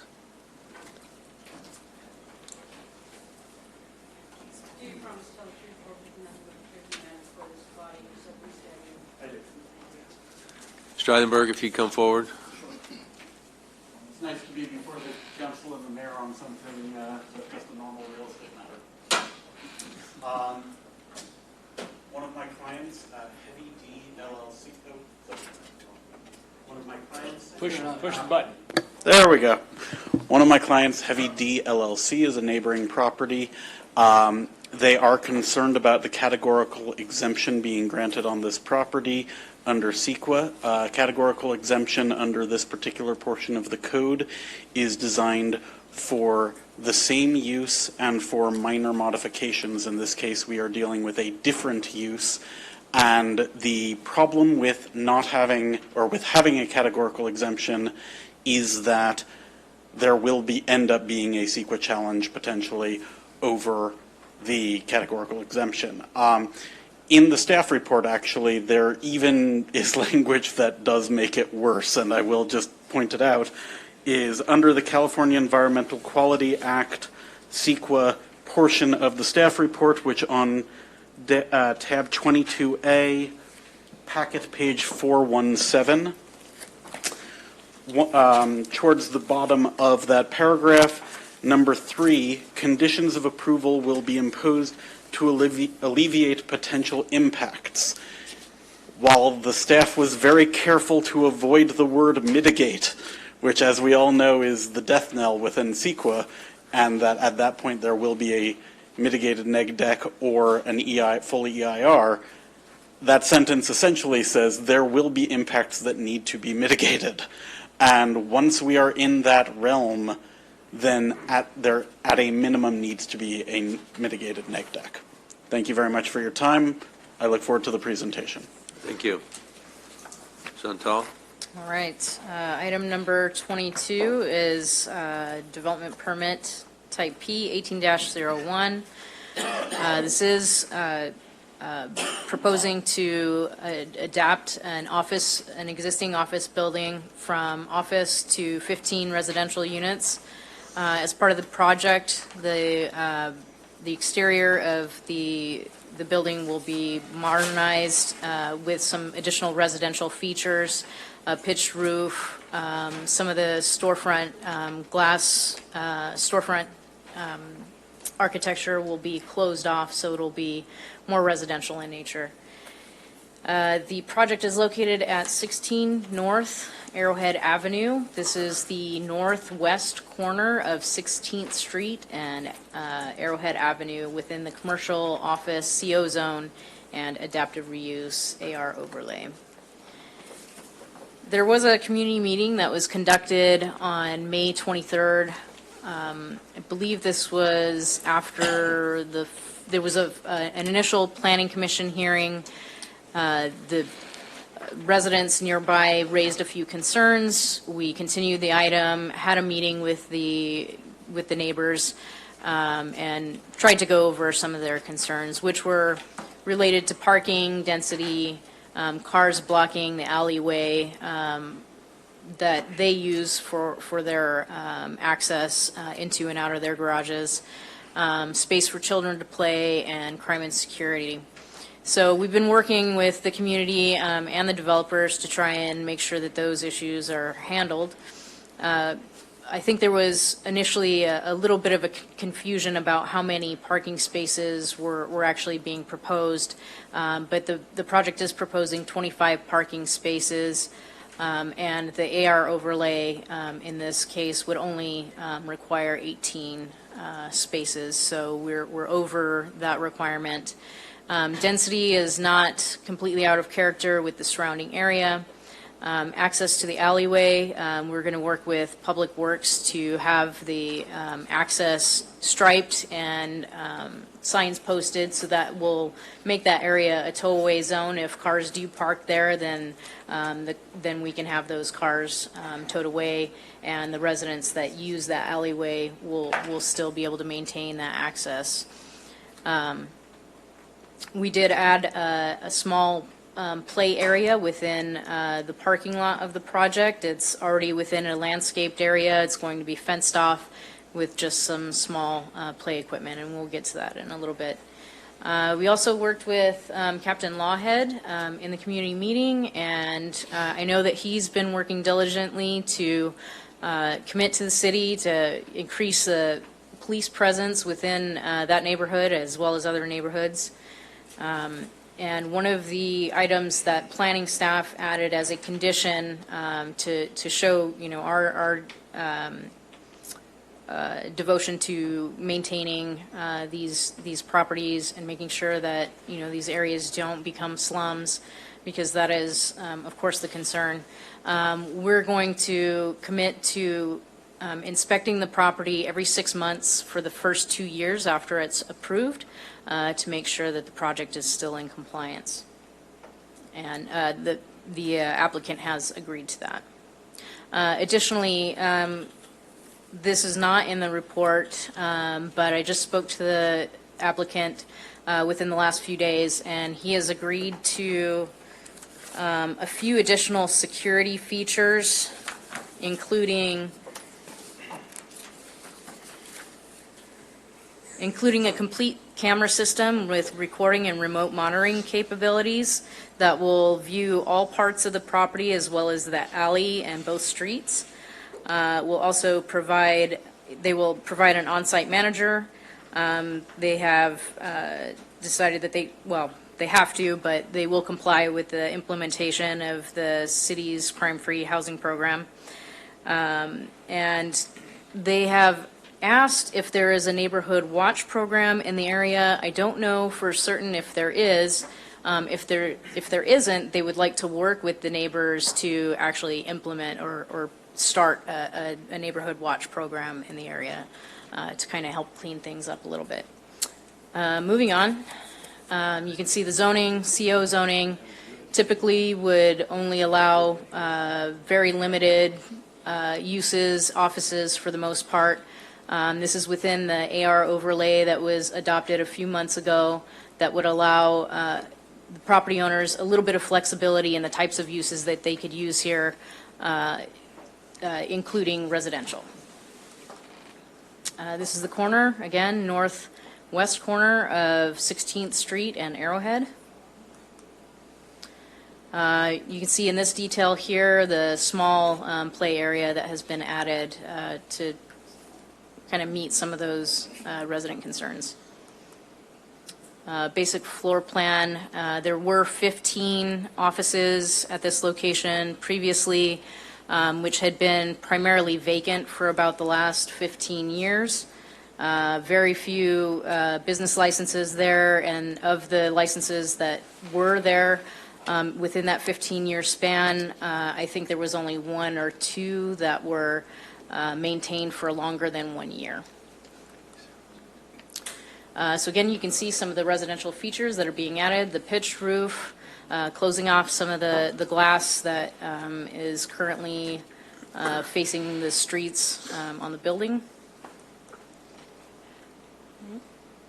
The area right in front of the alleyway there, that's where we're going to stripe so that we can post that as a tow-away zone.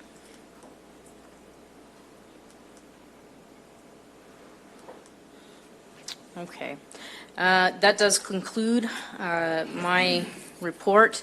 There is a little bit of an error on this, and that is related to the CEQA exemption. On the slide here, it says that we used the infill exemption. In the reports, we used the existing facilities exemption. Our recommendation and the Planning Commission recommendation was to adopt Resolution 2018. They adopted Resolution 2018-027, forwarding the recommendation to the Mayor and City Council to find the approval of Development Permit Type P 18-01 to be categorically exempt from CEQA under 15301 for existing facilities, and approved Development Permit Type P 18-01 based on the findings of fact and subject to the conditions of approval. Thank you. Councilman Barrios? Thank you, Mayor. Well, I want to appreciate all you guys' work. I know this has been a long time coming in putting this together. I know the developer has actually worked in different parts of the city already and is building a reputation of doing good work in the city. And I want to be, is there going to be any legal issues from what was stated earlier? I was waiting for the closing of the Before we public go hearing. any further. While I don't necessarily agree with Mr. Eilenberg's characterization of the law here, I do think, given that this project came before Planning Commission in June, prior to our coming on board and prior to our ability to review those kinds of CEQA findings, I think it might be prudent, and in abundance of caution, I'd recommend continuing the item to your next regular City Council meeting, which I think will be held on October 3rd, to give my team a chance to take a look at the finding and make sure that it's solid for approval. That would be my recommendation. Move to continue. Councilman Nichols, do you have? No? All right. We have a motion to close the or to continue the hearing. To October 3rd. No further discussion? Thank you. On item 22, the motion to continue was made by Mr. Charette and the second by Mr. Valdivia. The item passes 7-0. Thank you. Next is item 23. This is also a public hearing. This public hearing is now open. This is a General Plan Amendment 16-06, Development Code Amendment, Zoning Map Amendment 16-07, and Development Permit Type P 16-06, and Variance 18-01. All right. I do want to start off this presentation by just quickly going over some of the red lines that you received late yesterday afternoon on the project. You should have also received a memorandum explaining, but I'll go through that briefly. All of the red lines were not content-based. It was basically to clean up the formatting, kind of adopt a new boilerplate that's more in line with state use, and clean up some of the CEQA language so that it complies more closely with state CEQA regulations, and just some minor formatting fixes, such as some of the numbering for conditions of approval. The project itself is not changing. There's no fundamental change to the recommendation or the project.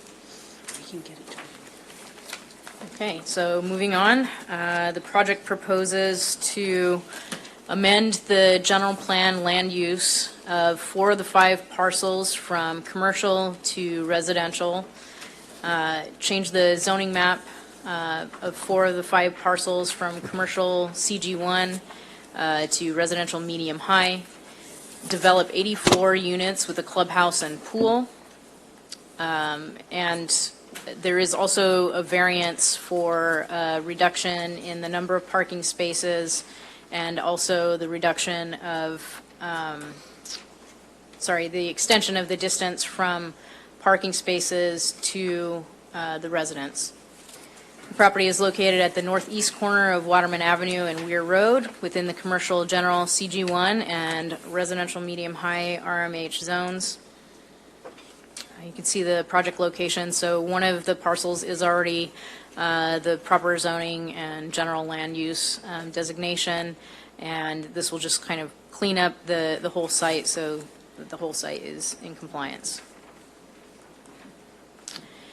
As you can see, this is a little bit of an odd design for apartments, and there is reason behind that, which it kind of plays into the reasoning for the need for the variance. So there are several fault lines that run through this parcel.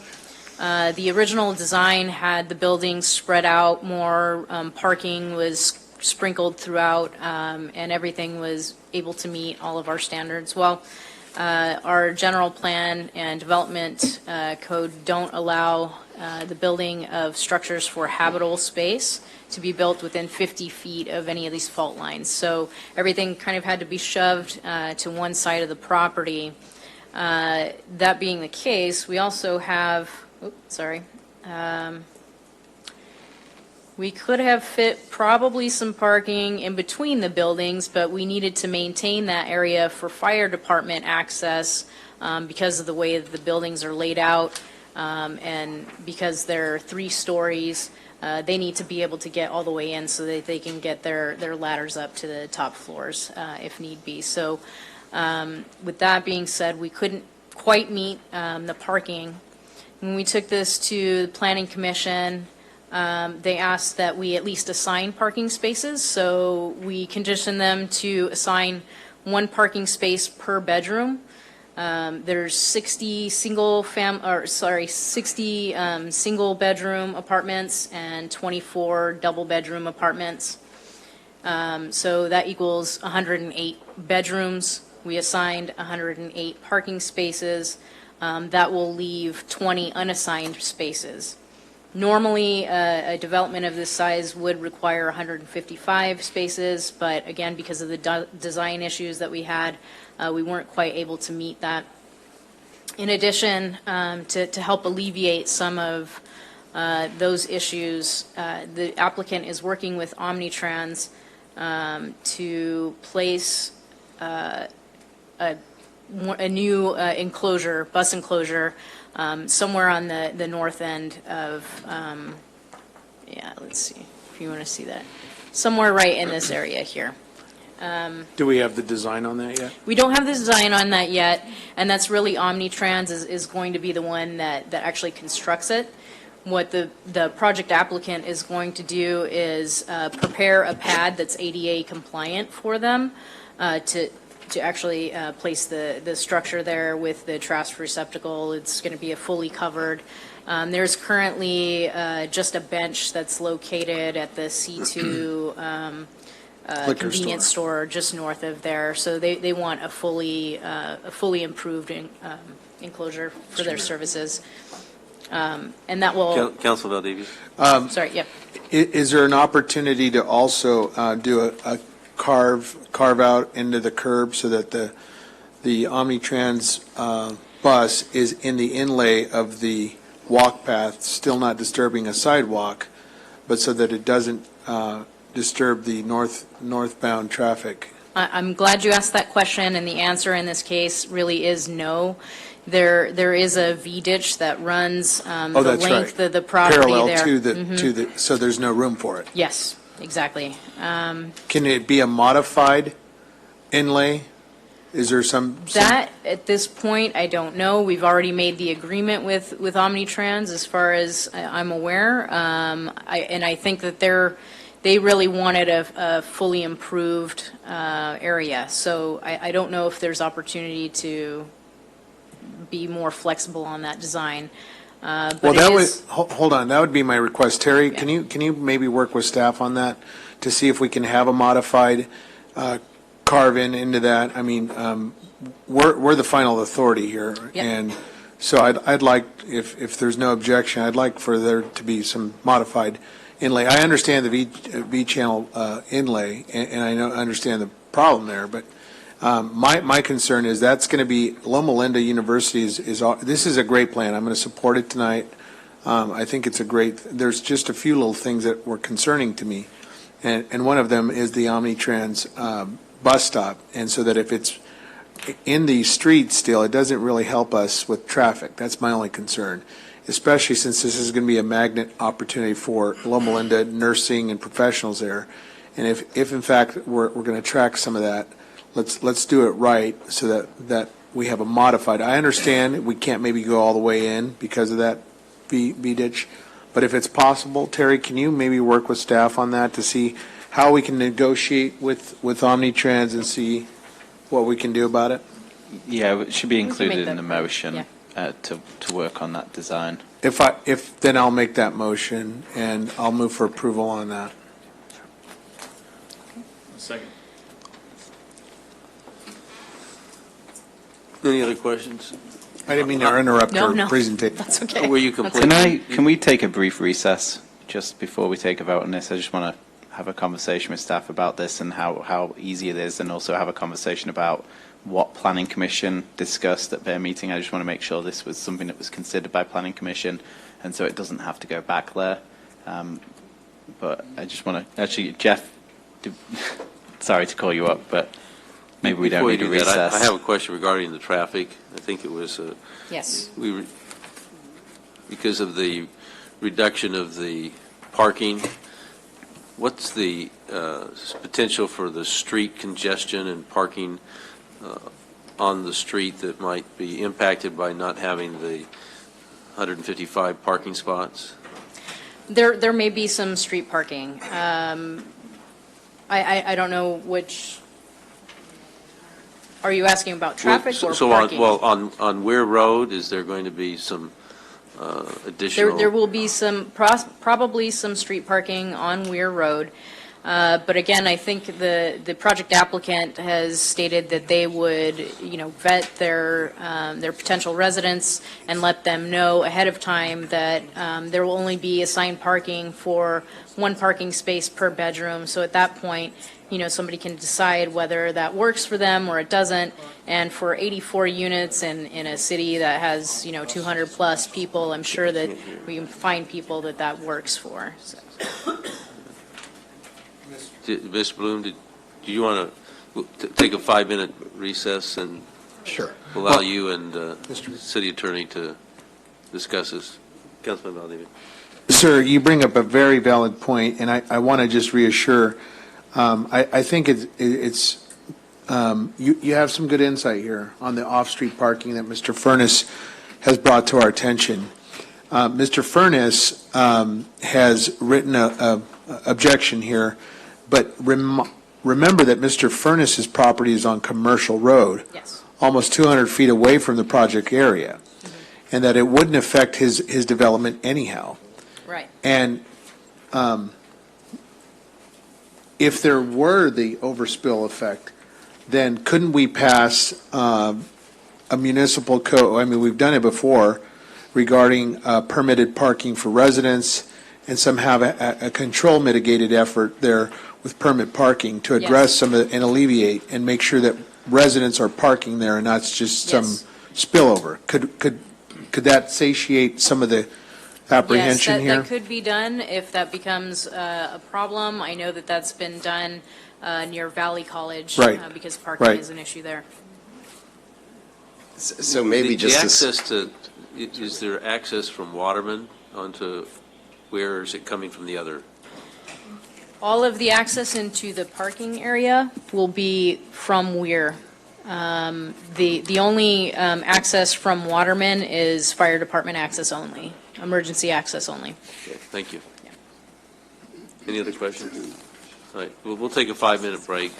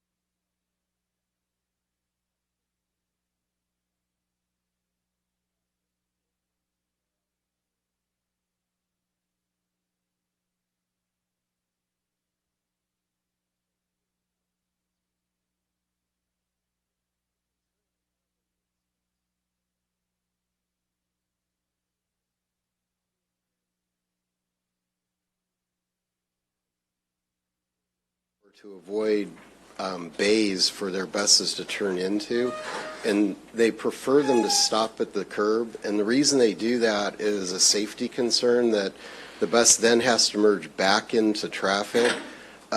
Obviously, the different cities have sometimes done that, sometimes not. My concern here is that the way we were headed, it sounds like you have interest in the project going forward.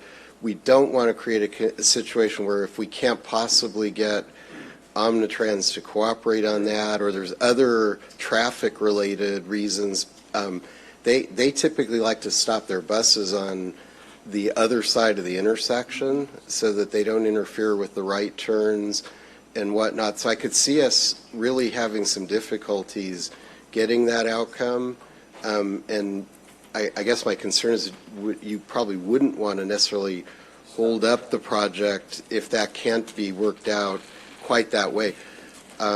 So I just wanted to make sure we covered that. In light of that, I would recommend just modifying the condition to encourage staff to work with Omnitrans and the applicant to achieve that result if possible. Councilman Valdivia, do you want to make that? Yeah, Mr. Mayor, thank you, sir. I certainly don't want to stop the project. I think this is it's a great project. It's been infill for a long time. I'm glad to see development. I welcome it. I appreciate that, Mr. Bloom. Thank you for providing some professional advice here. That is not my intention, is to stop the development. But and I hear your point, and I'm not beating up on staff, but we as a policy, when will we ever make a very bold decision to ever have Omnitrans and work with them, collaborate with them, and partner with them? I see it in communities, Rancho Cucamonga, other cities have that mandate. They have it in their build-out plan that they're going to have those carve-out bays for the buses so that they don't impact. So we ultimately maybe need to have a policy review with the city manager and kind of what are our options here? Not tonight, I get it, but eventually we need to put that on our plan, and maybe Planning Commission needs to talk about it. How do we integrate and incorporate safety for the residents, aesthetics for the community, and how do we build out for the future so that we can incorporate these buses and the bus terminals, because they do impact traffic. And I would suggest that the inlay into the sidewalk would help alleviate it. So to not delay it more, I'm going to move for approval with the recommendation of Mr. Price to encourage staff to work with Omnitrans, and that'll be my motion. So I think you had a question, though, about traffic and parking in general that had come up. I don't know if you still want me to address that or... Well, yeah, I was concerned as to whether or not there's going to be enough parking to accommodate the residents. Yeah, so I think there's 20 that are going to be available for handicapped and for There guests. are designated handicap or ADA spaces, so those will be designated, yeah. So the 20 would be for guests. Some of those would be designated for handicap also. Yes. But Right, so if you use is that going to be enough to accommodate the overflow? Well, so if I speak as an Inland Empire planner, everyone struggles with that because what's enough with these modern developments? If I'm one of the leading experts on it from Nelson Nygaard, who speaks on this regularly, they think that we should have no parking requirement for these types of, and let the developers decide, because they'll do what's in the interest of the project. I think the happy medium here is kind of where you arrive on this project when in recent developments I've worked on that were much denser than this, you literally, because of the land values and the difficulties of creating these better developments, if you hold to a 2 per unit standard, there isn't enough room to support the higher densities.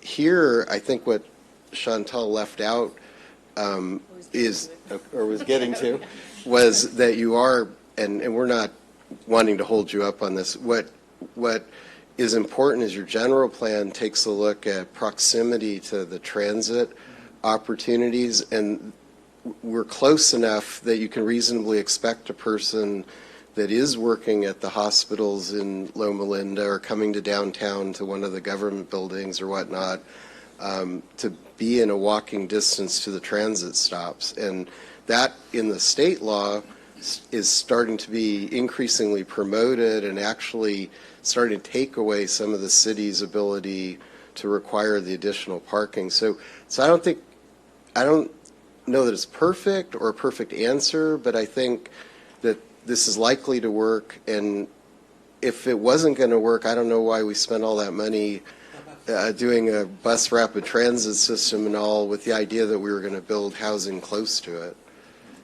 So Thank you. Councilman Nickel. No, I was just going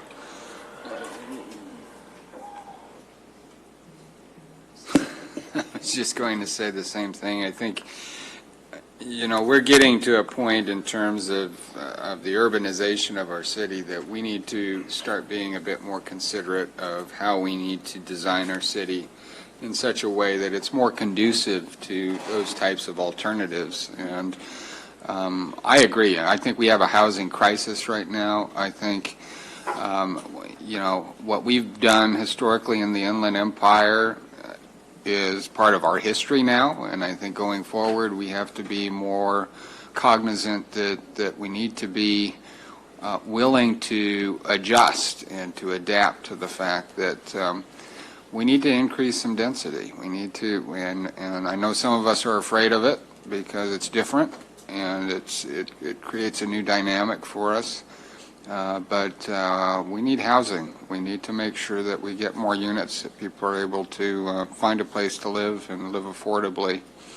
And, I've lived in other parts of the country where you get one car. You get one car. That's it.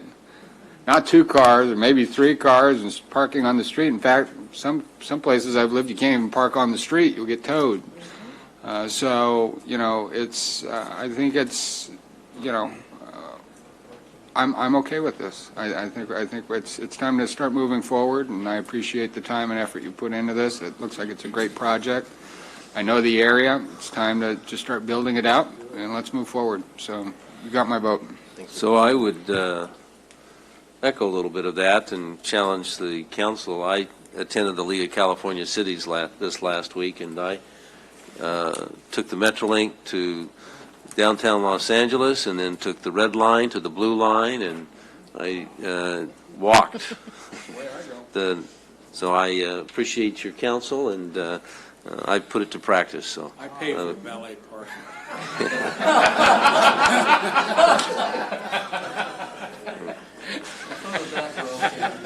Well, I was a negative carbon emitter. So. All right. I was counting on my new salary. All right. So we have a motion. We have a second. Councilmember Marquez. Chantal, thank you for your presentation. It made this a lot easier than the backup. The backup is a little bit too much to process. Sure. You might have mentioned it, but I just want to make sure. Will there be on-site management? Yes. Excellent, because I think that we need that, cameras, security, the works. Yes. And actually, for a project this size, on-site management is required through the crime-free housing program. Got it. Yeah. Thank you. Councilman Valdivia. Thank you. The site plan, I want to draw some attention to the club room or the community room. I'm Let me go to the prettier one. Hold Okay, on. all right. Yeah. I am Wait, so sorry. There we go. grateful for, it's right along the disabled parking or handicap parking. And so I'm thankful for the accommodation. I worked with the developer, and I appreciate, Chantal, you've done an awesome job. You've accommodated all of the requests from the community. We're very grateful for your hard work. We thank you. I want to thank the county fire system. They worked increasingly hard on some of the variances and some of the fire access widths on the project. And also, finally, the community room. That's going to be the Third Ward community room down there. So we're going to have fireside chats all the time with our community. We don't have a community center down there, and so I was grateful to work with the developer. Thank you, gentlemen, for saying yes to that community room. That's going to be a nice opportunity for the public to use, and so we're grateful. So thank you. All right, thank you. We have a vote? Mine's gone black. And I don't know if I need to reboot or what, but I'm in favor. Yes, yes, ma'am. On item 23, the motion was made by Mr. Valdivia, second by Mr. Mulvihill, and the item passes 7-0. Thank you. Next is item number 24. The subject is the formation, proceedings, and election for City of San Bernardino Community Facilities District number 2018-1 for safety services. The public hearing is again to consider the formation proceedings of the City of San Bernardino's Community Facilities District number 2018-1 safety services. This public hearing is now open. Does the city clerk have proof of publication that the notices as required by law have been given? Yes, I do. Do we have the complete file of exhibits, correspondence, and other documents? Yes, we do. Are there any written communications on this matter? No, there are not. We will now receive comments from anyone wishing to speak on this matter. Each person may address the city council for a maximum of 3 minutes. Do we have any speakers? No, sir. Thank you. Is there anyone in the audience who has not spoken that would like to speak?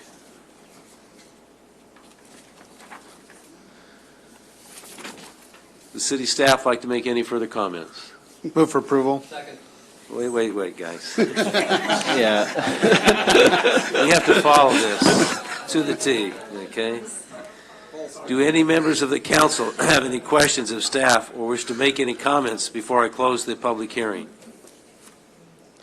Has the city clerk received written protests to any of the matters addressed in this public hearing from any registered voters or landowners of more than 50% of the acreage located within the initial boundaries of Community Facilities District number 2018-1? I received 0 written protests. I now declare the hearing closed. May I have a motion to adopt resolution of the mayor and city council of the city of San Bernardino, California, establishing Community Facilities District number 2018-1 of the city of San Bernardino Safety Services, authorizing the levy of a special tax therein, calling an election, and approving and authorizing certain actions related thereto. Who made the motion? Mr. Charette? And I have a second made by the Mr. second? Valdivia. Was that? Is there any further who was it? discussion? I'm sorry, it was Mr. Mulvihill? Any further discussion? All right, we'll take a vote by the city council members.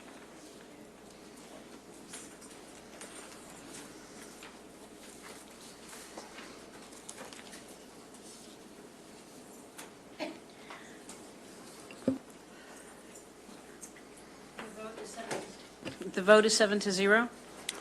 Thank you.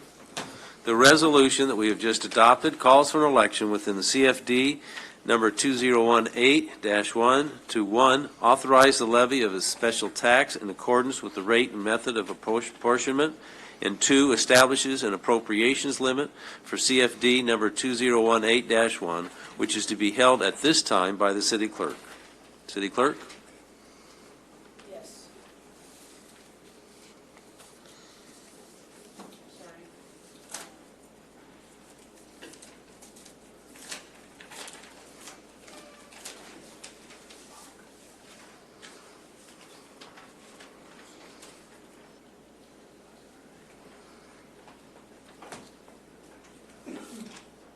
I have 4 yes votes. Proposition A, I have a yes vote. Proposition B, I have a yes vote. On either of them? I think I need to find my script to make sure that All ballots have been cast? all ballots have been Cast? have been counted. Connection with the CFD. And the election is now closed. Is that what you wanted to say? Yes. All ballots have been counted and cast and counted, and election is closed. And it's more than two-thirds of the votes cast. Thank you. Having received confirmation from the city clerk certifying the results of the election, I would entertain a motion to approve resolution of the mayor and city council of the city of San Bernardino, California, acting as the legislative body of Community Facilities District number 2018-1 of the city of San Bernardino, Safety Services, certifying election results. Who made the second? Jim Milville? Okay. Is there any further discussion? Council members, please vote. I had, a motion was made by Mr. Valdivia. Seconded by Councilmember Mulvihill. And I'll do a voice vote because I don't have an alternate screen up. Ms. Marquez? Yes. Mr. Barrios? Yes. Mr. Valdivia? Mr. Charette? Yes. Mr. Nichol? Yes. Ms. Richard? Yes. Mr. Mulvihill? The item passes 7-0. Thank you. I would now ask for a motion to waive further reading and introduce by title only ordinance of the mayor and city council of the city of San Bernardino, California, acting in its capacity as the legislative body of Community Facilities District number 2018-1 of the city of San Bernardino, Safety Services, authorizing the levy of special taxes. Move to approve. We have a motion. Councilman Valdivia, Councilman Nichol, Sure, I'll second. did you make that? Or I'll second. any further discussion? Please cast your votes. Ms. Richard? Ms. Marquez? Yes. Mr. Barrios? Yes. Mr. Valdivia? Mr. Charette? Yes. Mr. Nichol? Yes. Ms. Richard? Yes. Mr. Mulvihill? Yes. The item passes 7-0. Thank you. That concludes item number 24. Next is item number 25. This also is a public hearing, and it's to consider the formation of City of San Bernardino Community. Did we do that correctly? Yes. Mr. City Yes, Attorney? Everything's, We've completed item we 24. complied. We're on to 25. Thank you. The public hearing is to I'm sorry, what? This public hearing is to consider the formation of City of San Bernardino Community Facilities District number 2018-2, Vertimont Ranch. This public hearing is now open. Does the city clerk have proof of publication that notices are, as required by law, have been given? Yes, I do. Do we have the complete file of exhibits, correspondence, and other documents? Yes, we do. Are there any written communications on this matter? No, sir. We will now receive comments from anyone wishing to speak on this matter. Each person may address the city council for a maximum of 3 minutes. Do we have anyone wishing to speak? Is there anyone in the audience who has not spoken that would like to speak about this item? Would the city staff like to make any further comments? No, thank you. Do any members of the council have any questions of staff or wish to make any comments before I close the public hearing? Has the city clerk received written protest to any of the matters addressed in this public hearing from any registered voters or landowners of more than 50% of the acreage located with the Community Facilities District number 2018-2? I received 0 written protests. I now declare the hearing closed. May I have a motion to adopt resolution of the Mayor and City Council of the City of San Bernardino, California, establishing Community Facilities District number 2018-2 of the City of San Bernardino, Vertimont Ranch, authorizing the levy of a special tax therein, calling an election, and approving and authorizing certain actions related thereto. Motion was made by who? Mr. Charette? Second by, Mr. Valdivia? is there any further discussion? Council, please vote. Ms. Marquez? Yes. Mr. Barrios? Yes. Mr. Valdivia? Mr. Charette? Yes. Mr. Nichol? Yes. Ms. Richard? Yes. Mr. Mulvihill? The item passes 7-0.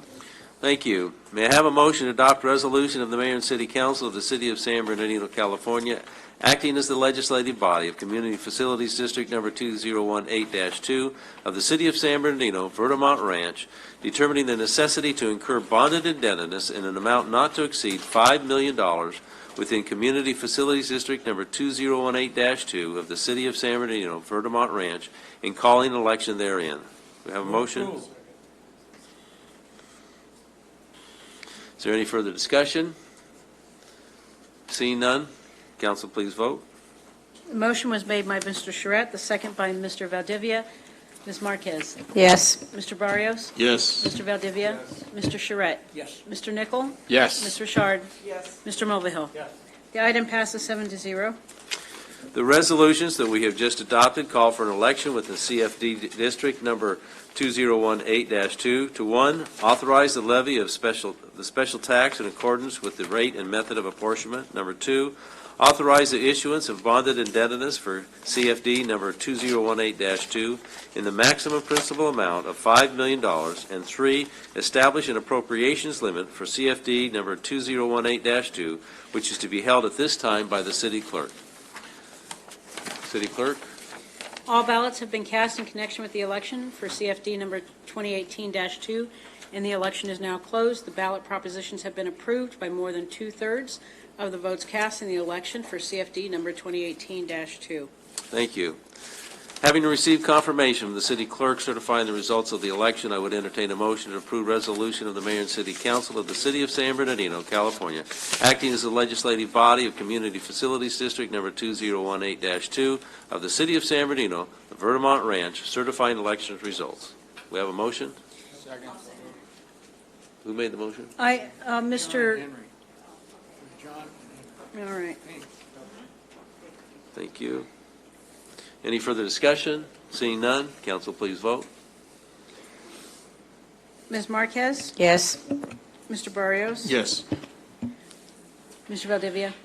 Mr. Charette? Yes. Mr. Nichol? Yes. Ms. Richard? Yes. Mr. Mulvihill? Yes. The item passes 7-0. Thank you. I would now ask for a motion to waive further reading and introduce by title only ordinance of the Mayor and City Council of the City of San Bernardino, California, acting in its capacity as the legislative body of Community Facilities District Number 2018-2 of the City of San Bernardino, the Vermont Ranch, authorizing the levy of special taxes. Move approval. Second. Any further discussion? Council, please vote. The motion was made by Mr. Charette, seconded by Ms. Marquez. Ms. Marquez? Yes. Mr. Barrios? Yes. Mr. Valdivia? Mr. Charette? Yes. Mr. Nichol? Yes. Ms. Richard? Yes. Mr. Mulvihill? Yes. The item passes 7-0. Thank you. That concludes the public hearing for item number 25.